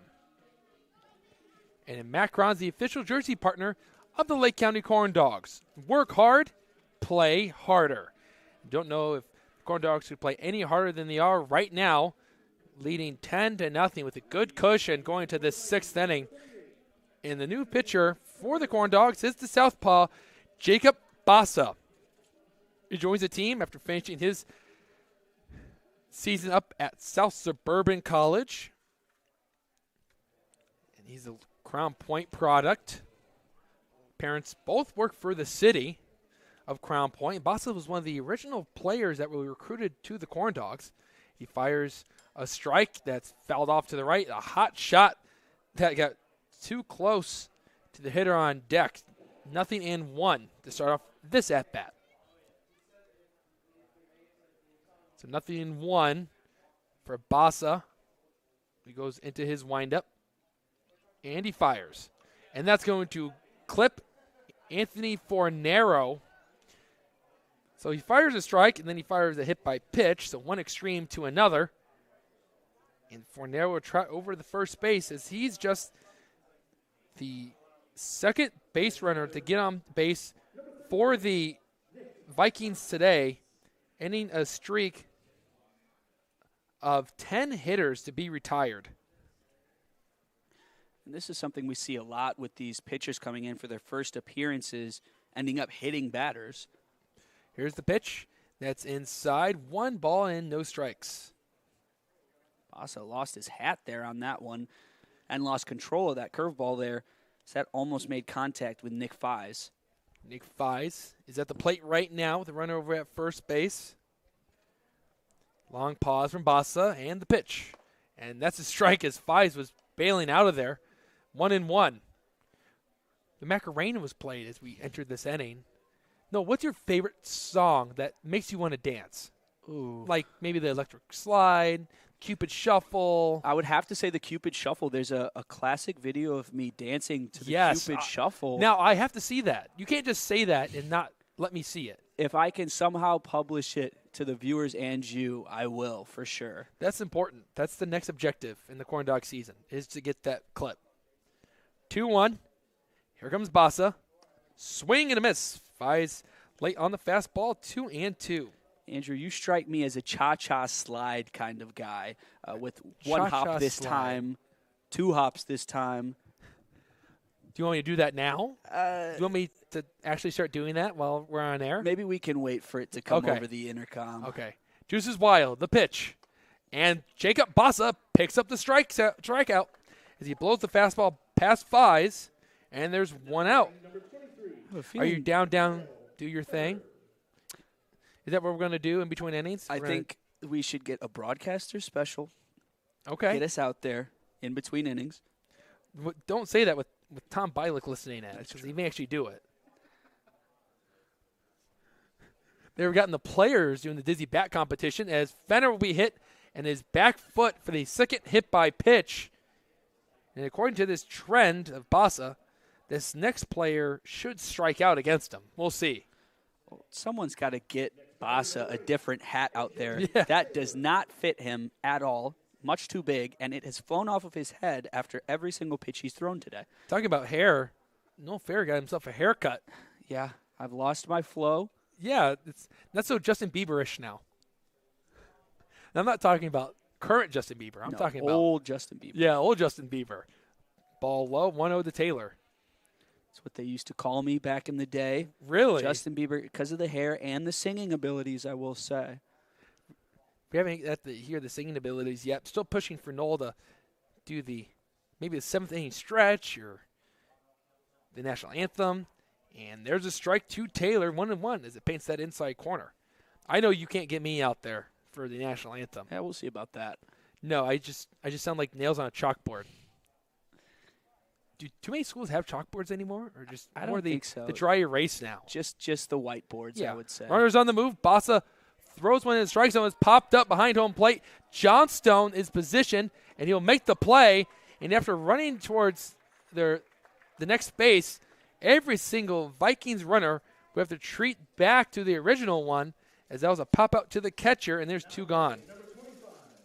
That's worst case scenario there when both your runners take off. You definitely don't want to hit an infield pop up. No, that's the last thing you want to do. What's the one song that always makes you sing? What is it? Oh, man, that's a great question. For me, it would forever be Bohemian Rhapsody. And there was a first pitch strike outside corner to Jason Kroll. You know, I'm a big musical theater guy, especially back in the day. I almost thought about going into college for musical theater, but here I am. And Hairspray, I love the musical Hairspray, and any song from there, you will catch me singing it. Okay, 3-0-1. And that's inside 1-1. I hope Tom was listening to that. That means you have to play Hairspray now, Tom.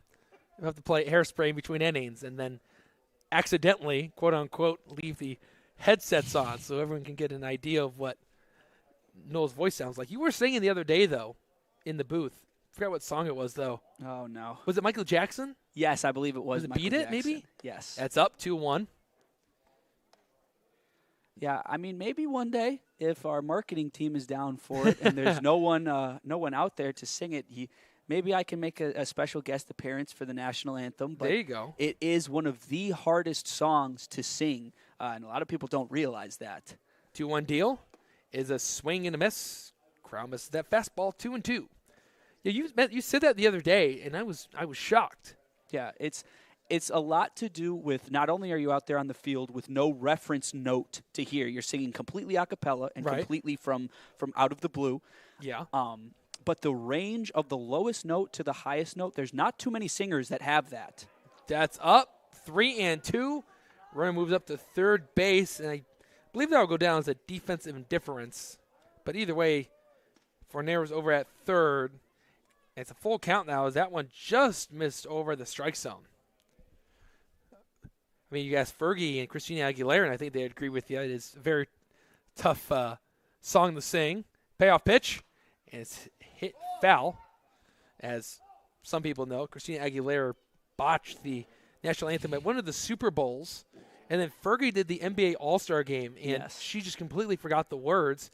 And you could see some of the players actually laughing. Yes, Draymond Green, one of them who couldn't contain his laughter. I believe Klay Thompson as well. There's all the Golden State guys, it felt like. Payoff pitch from Bassa. It's hit back to Bassa up the middle. It hits off his glove. Schultz is there. He'll fire the first. And what a play! 1-6-3 put out. And that will end the top of the sixth inning. A web gem for the Lake County Corndogs. We go to the bottom of the sixth. Corndogs still cooking with a 10-0 lead.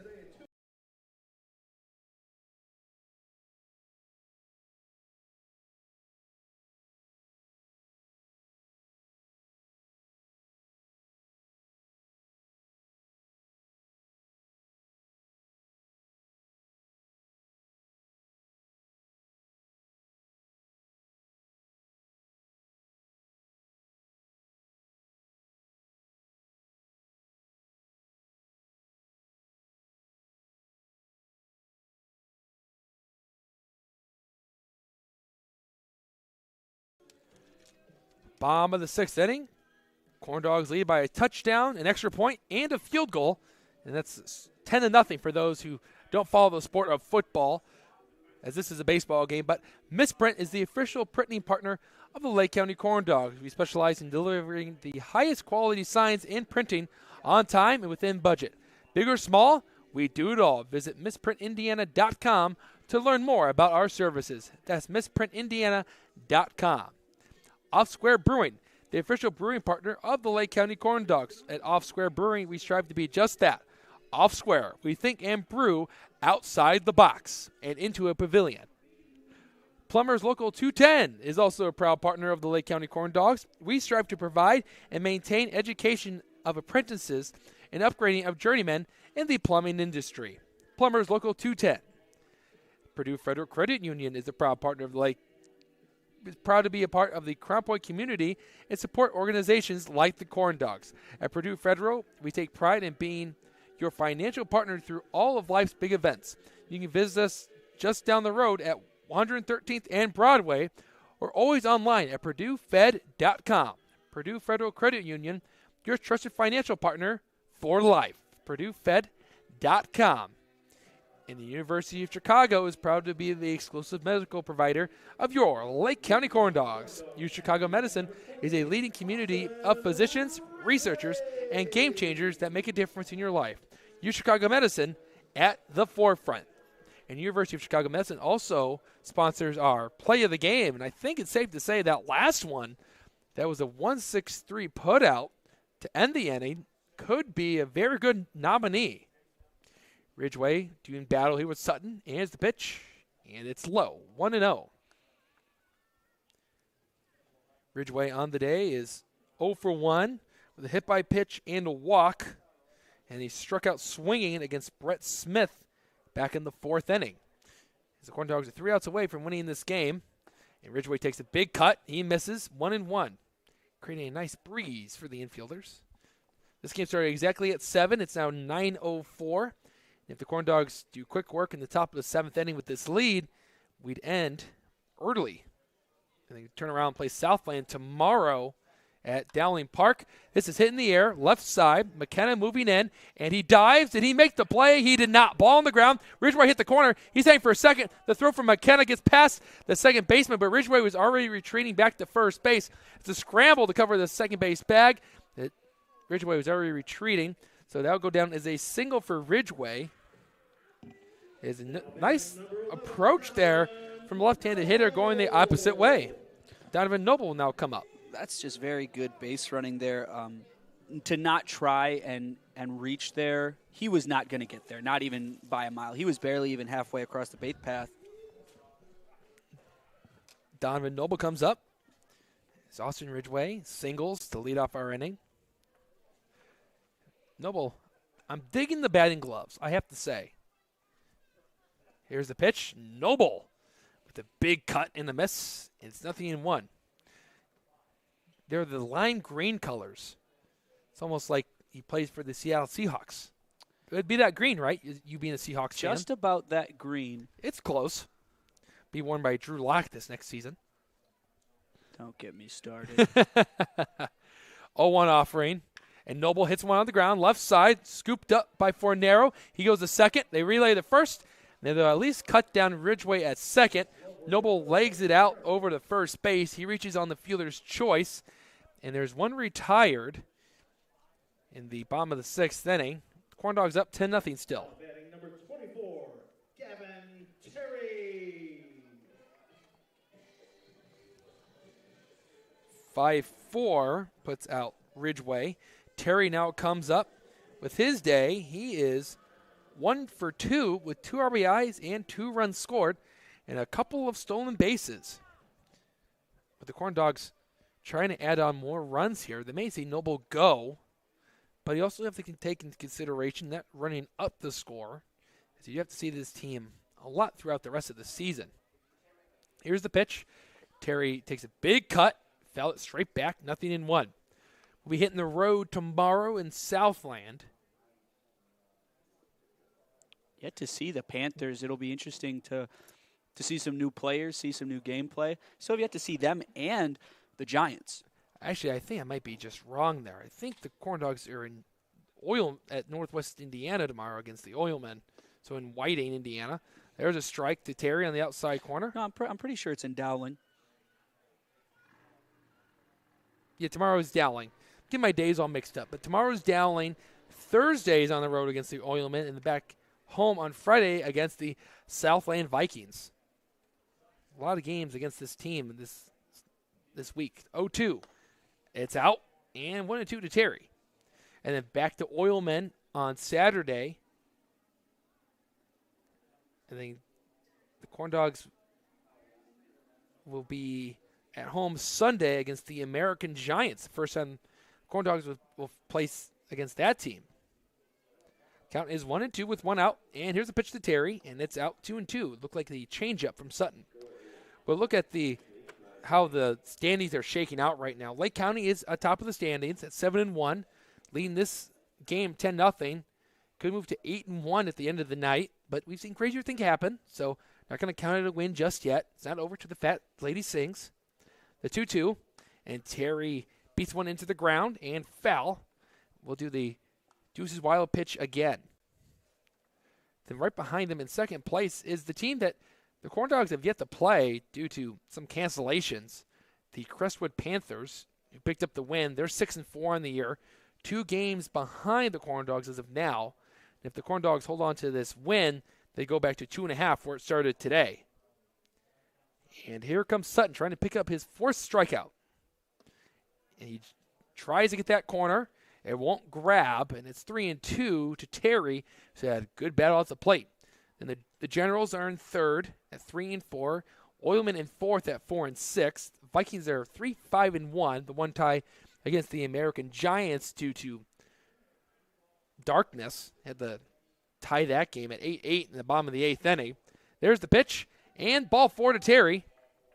He reaches base for the 4th time today, and that would just increase his on-base percentage. And it's not like he needed any more help. No, Terry usually gets it done all by himself, but, I mean, I'm not sure if you're out there and you're getting on base all these times today, four times now, I believe, and, is it boring? Are you standing there at the plate watching all these balls come past you, or do you want to see some action? Obviously it increases your on-base percentage, but I'm not sure. Where Schultz will now step up. He's 0 for 1 with 3 walks and a strikeout. The pitch, and Sutton can't find the zone there to move the count to 1 ball and no strikes. And then at the very last of the Northern League division is the Chicago American Giants at 1-4-1. Their lone win against the Oilmen earlier this season. Count is 1-0. Here comes Sutton, and he misses the corner again, 2-0. But it's important to build up that lead early for the Corndogs because it's the top 4 teams that advance to the playoffs, and 1 will play 4, and then 2 will play 3, and every series is best 2 out of 3. Count is 2-0, and here it comes to Schultz. And it's a breaking ball that misses the top of the strike zone, 3-0. So, as Schultz looks to pick up his 4th walk on the day, former player of the week. The Oilmen know plenty about the playoffs. They've been in 4 straight championship series, winning 1 but dropping the last 3. And ball 4, it was in the dirt. Sutton was not happy as he did a little spin. And every player will now move up 1 more station. Noble will be at 3rd, Terry at 2nd, and Schultz over at first base. Number 6, Scott Henson. Would be interested to see what it would be like. What kind of atmosphere would we have if the Corndogs do make the playoffs, especially here at home? That's what I'm trying to get to. Is it's been really exciting, even in these regular season games, how many fans turn out just to catch some Corndog baseball. And these fans, honestly, are being spoiled so far. Yeah, they have been. I mean, the amount of crazy games we have seen here, not just the comebacks, but, a wide variety of different things for different fans. We've seen some pitchers' duels, lots of hits, no home runs yet. I'll say that. No home runs yet. But you honestly can't ask for much more from this baseball team. Just what an amazing start to the season we have seen so far. And you forgot about the 5-0 start here at home. Yes, so home fans have yet to see the Corndogs lose a game here at Legacy Field. Hopefully that continues for the Lake County Corndogs. The fans were really getting into it on Sunday. It was electric here. It was a really exciting time, especially the Let's Go Corndog chant broke out, the little girl banging water bottles together. We're back to action after a mound visit, and it's a strike to Scott Hansen as he has the bases loaded with 1 out. And if the Corndogs tack on a couple more runs, they would sit comfortable and pick up the first slaughter rule win in franchise history. Sutton is set at the belt. Here he comes. Hansen hits one into the air, right center field, slicing from 5. It drops down. Here come the Corndogs. Noble scores. Terry going to be held up. Schultz, and this is going to be interesting to see how this goes. Fornero's going to fire home. They're going to put Gavin Terry into a pickle. Schultz going to 3rd. They flip it to 3rd. Schultz is in there safely. Hansen's over at 2nd base. As it looks like Justin Heisman was just going to move up 1 player a station, but the Corndogs are still in that mojo where they still want to be aggressive on the bases. Give Hansen the RBI there, as that was interesting. That's going to go as a 9-4-5-2-5 putout of Schultz over at third base. Terry at third base. Schultz is at third. Hansen picks up the RBI single. He moved up to second base in the pickle. And here's the first pitch to Ferry. It's up. 1 ball, no strikes. 11-0 is now the score for the Corndogs. The Corndogs hold on to this lead. It would be their largest margin of victory. Right now it's been 5. It was a 5-0 win against the Oilmen. And a big cut from Ferry. He misses 1-1 as he tried to catch up to that upstairs fastball. I almost think that there was a world on that last play where if Hansen had gone back to first, all 3 Corndogs, Schultz, Terry, and Hansen, I believe they all could have been safe there. But there was a moment where the throw was to home and then back to third where Terry took off again, and that kind of ended it for that. Ferry golfs one off the ground for 1-2. It was a breaking ball. You play any golf before, Noel? Mini golf. Mini golf? Yeah, I'm not bad at mini golf as a lefty, but one time I went to a driving range on a rainy day. My 9-iron ended up behind the building. Oh, so let's just say I've never went back. Yeah. Kind of retired right there. So don't ask me to go. You know, I know their invite was out there, but there's not a chance I'm going with you, Noel. I'm sorry. It's for your protection. Driven into right field. Ferry took a great swing at it. It drops in. Schultz will score. Here comes Hansen from third. He'll cross the plate. And lucky number 13. Corndogs up 13-0. There's the second double for Jake Ferry. What a night for the left-handed hitter. That's now 4 RBIs on the day for Jake Ferry. It has to be the most in a game by a Corndog thus far. You know, I mentioned it earlier in the broadcast today. Jake Ferry had a little bit of a rough start to the season. He was having trouble really seeing the ball, and now, I mean, he already had the double earlier. That's why I was praising him so much, and here's another one with 2 RBIs.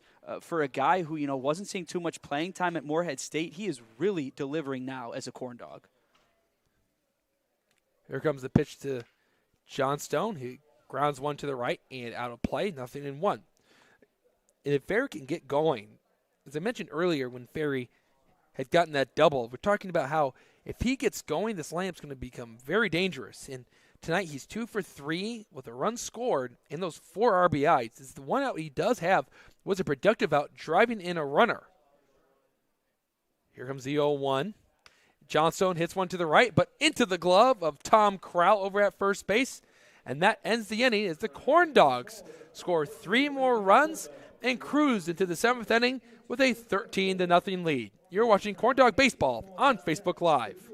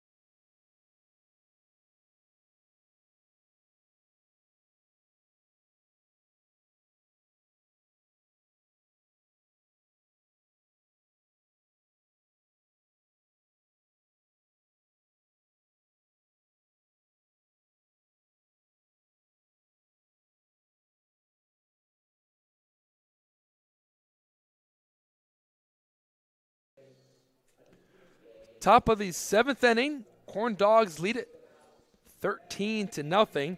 And on the mound is Jorge Santos. And every pitching change is brought to you by IBEW Local 397, proud partner of the Lake County Corndogs. Actually, it's 697, my bad. But Local 697, proud partner of the Lake County Corndogs. They've got their name read plenty of times tonight, as Jorge Santos will make his first appearance in a Corndogs jersey. Just happened to ask if he was going to be joining us anytime soon to Kyle Hallberg, who was the coach of Santos over at South Suburban, is his pitching coach. And he said he's actually going to be here today. So that worked out all the same.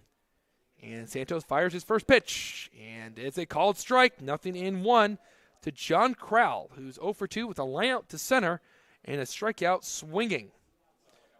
The Corndogs are 3 outs away from accomplishing something for the first time in the franchise's history. And that's up 1-1. Santos was with the MCL Minutemen last season, where he was a batter. He had a .381 average last season. The 1-1. And that misses 2-1. Just couldn't clip that outside corner. So Santos and Loden go from MCL Minutemen to Lake County Corndogs.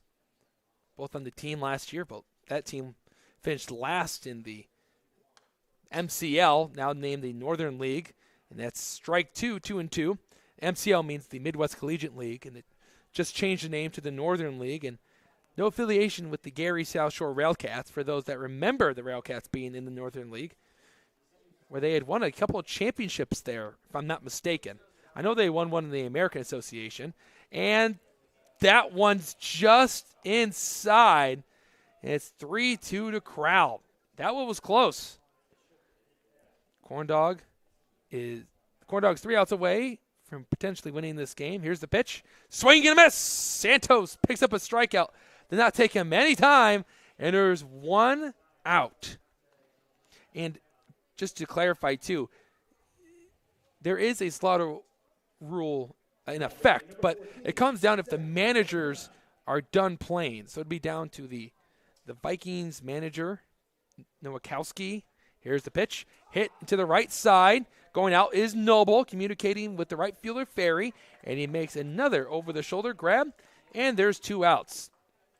So Donovan Noble, who also plays at South Suburban, backing up his pitcher there, both Bulldogs that play over in Illinois. And there's 2 outs, and here comes George Balecki. Can the Corndogs close the game right here? Again, it's going to come down to if the managers want to call it after this, so we'll see. Here's the pitch. Hitting into left field.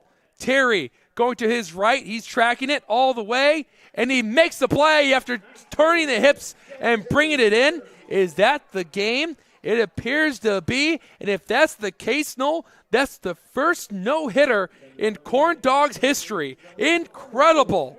Wow. You know, not only do we come out here today and see this no-hitter from our 4 pitchers that took the mound today, 3 pitchers that took the mound today, but we also see a great disciplined approach at the plate from the Corndogs, allowing them to score 13 runs.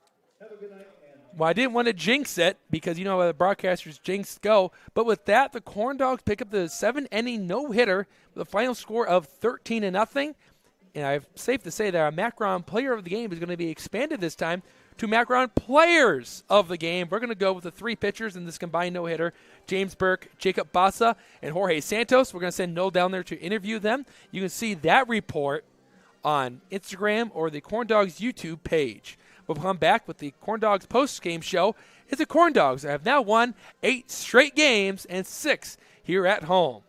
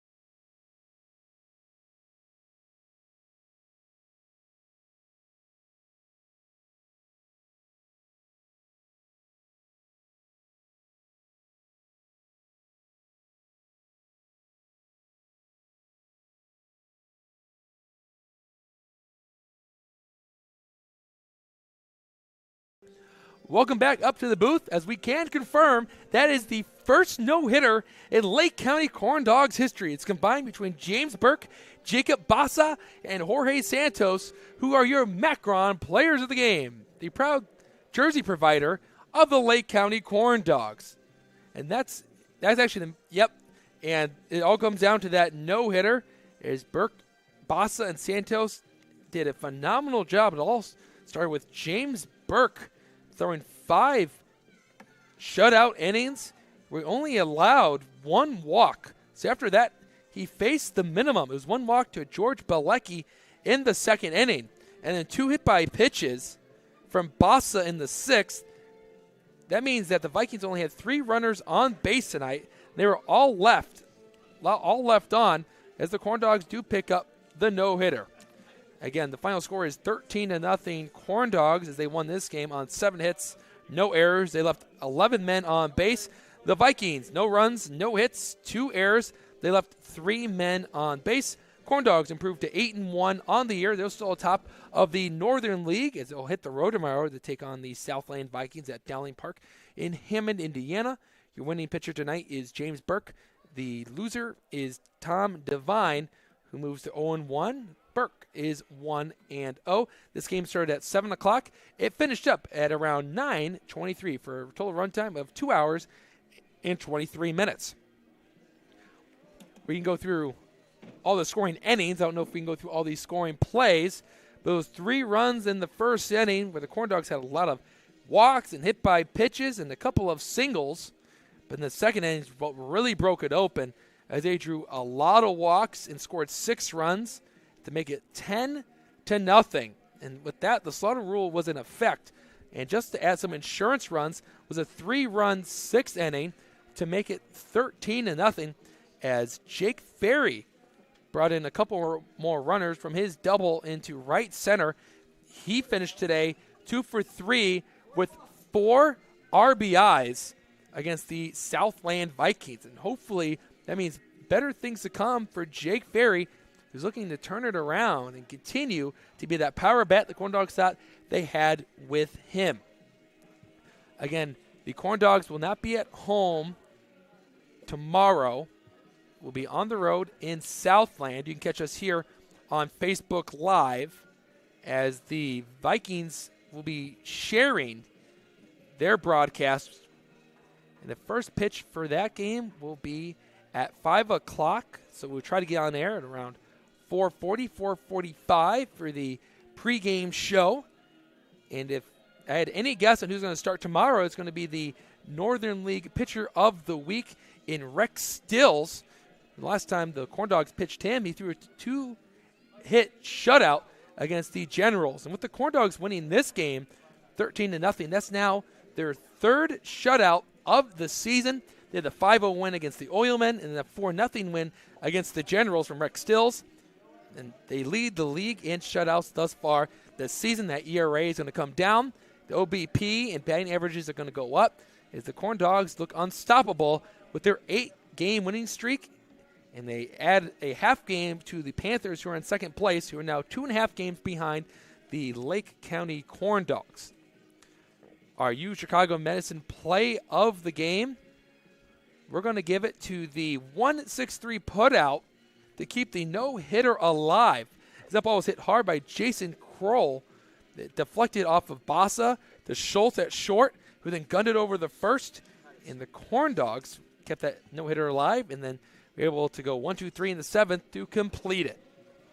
And again, your Macron players of the game are going to come down to Burke, Bassa, and Santos. And that's going to do it here from Legacy Fields in beautiful Crown Point, Indiana, as the Lake County Corndogs win it 13-0. We hope to hear from you guys tomorrow as the Corndogs look to win 9 straight games. Thanks for tuning in.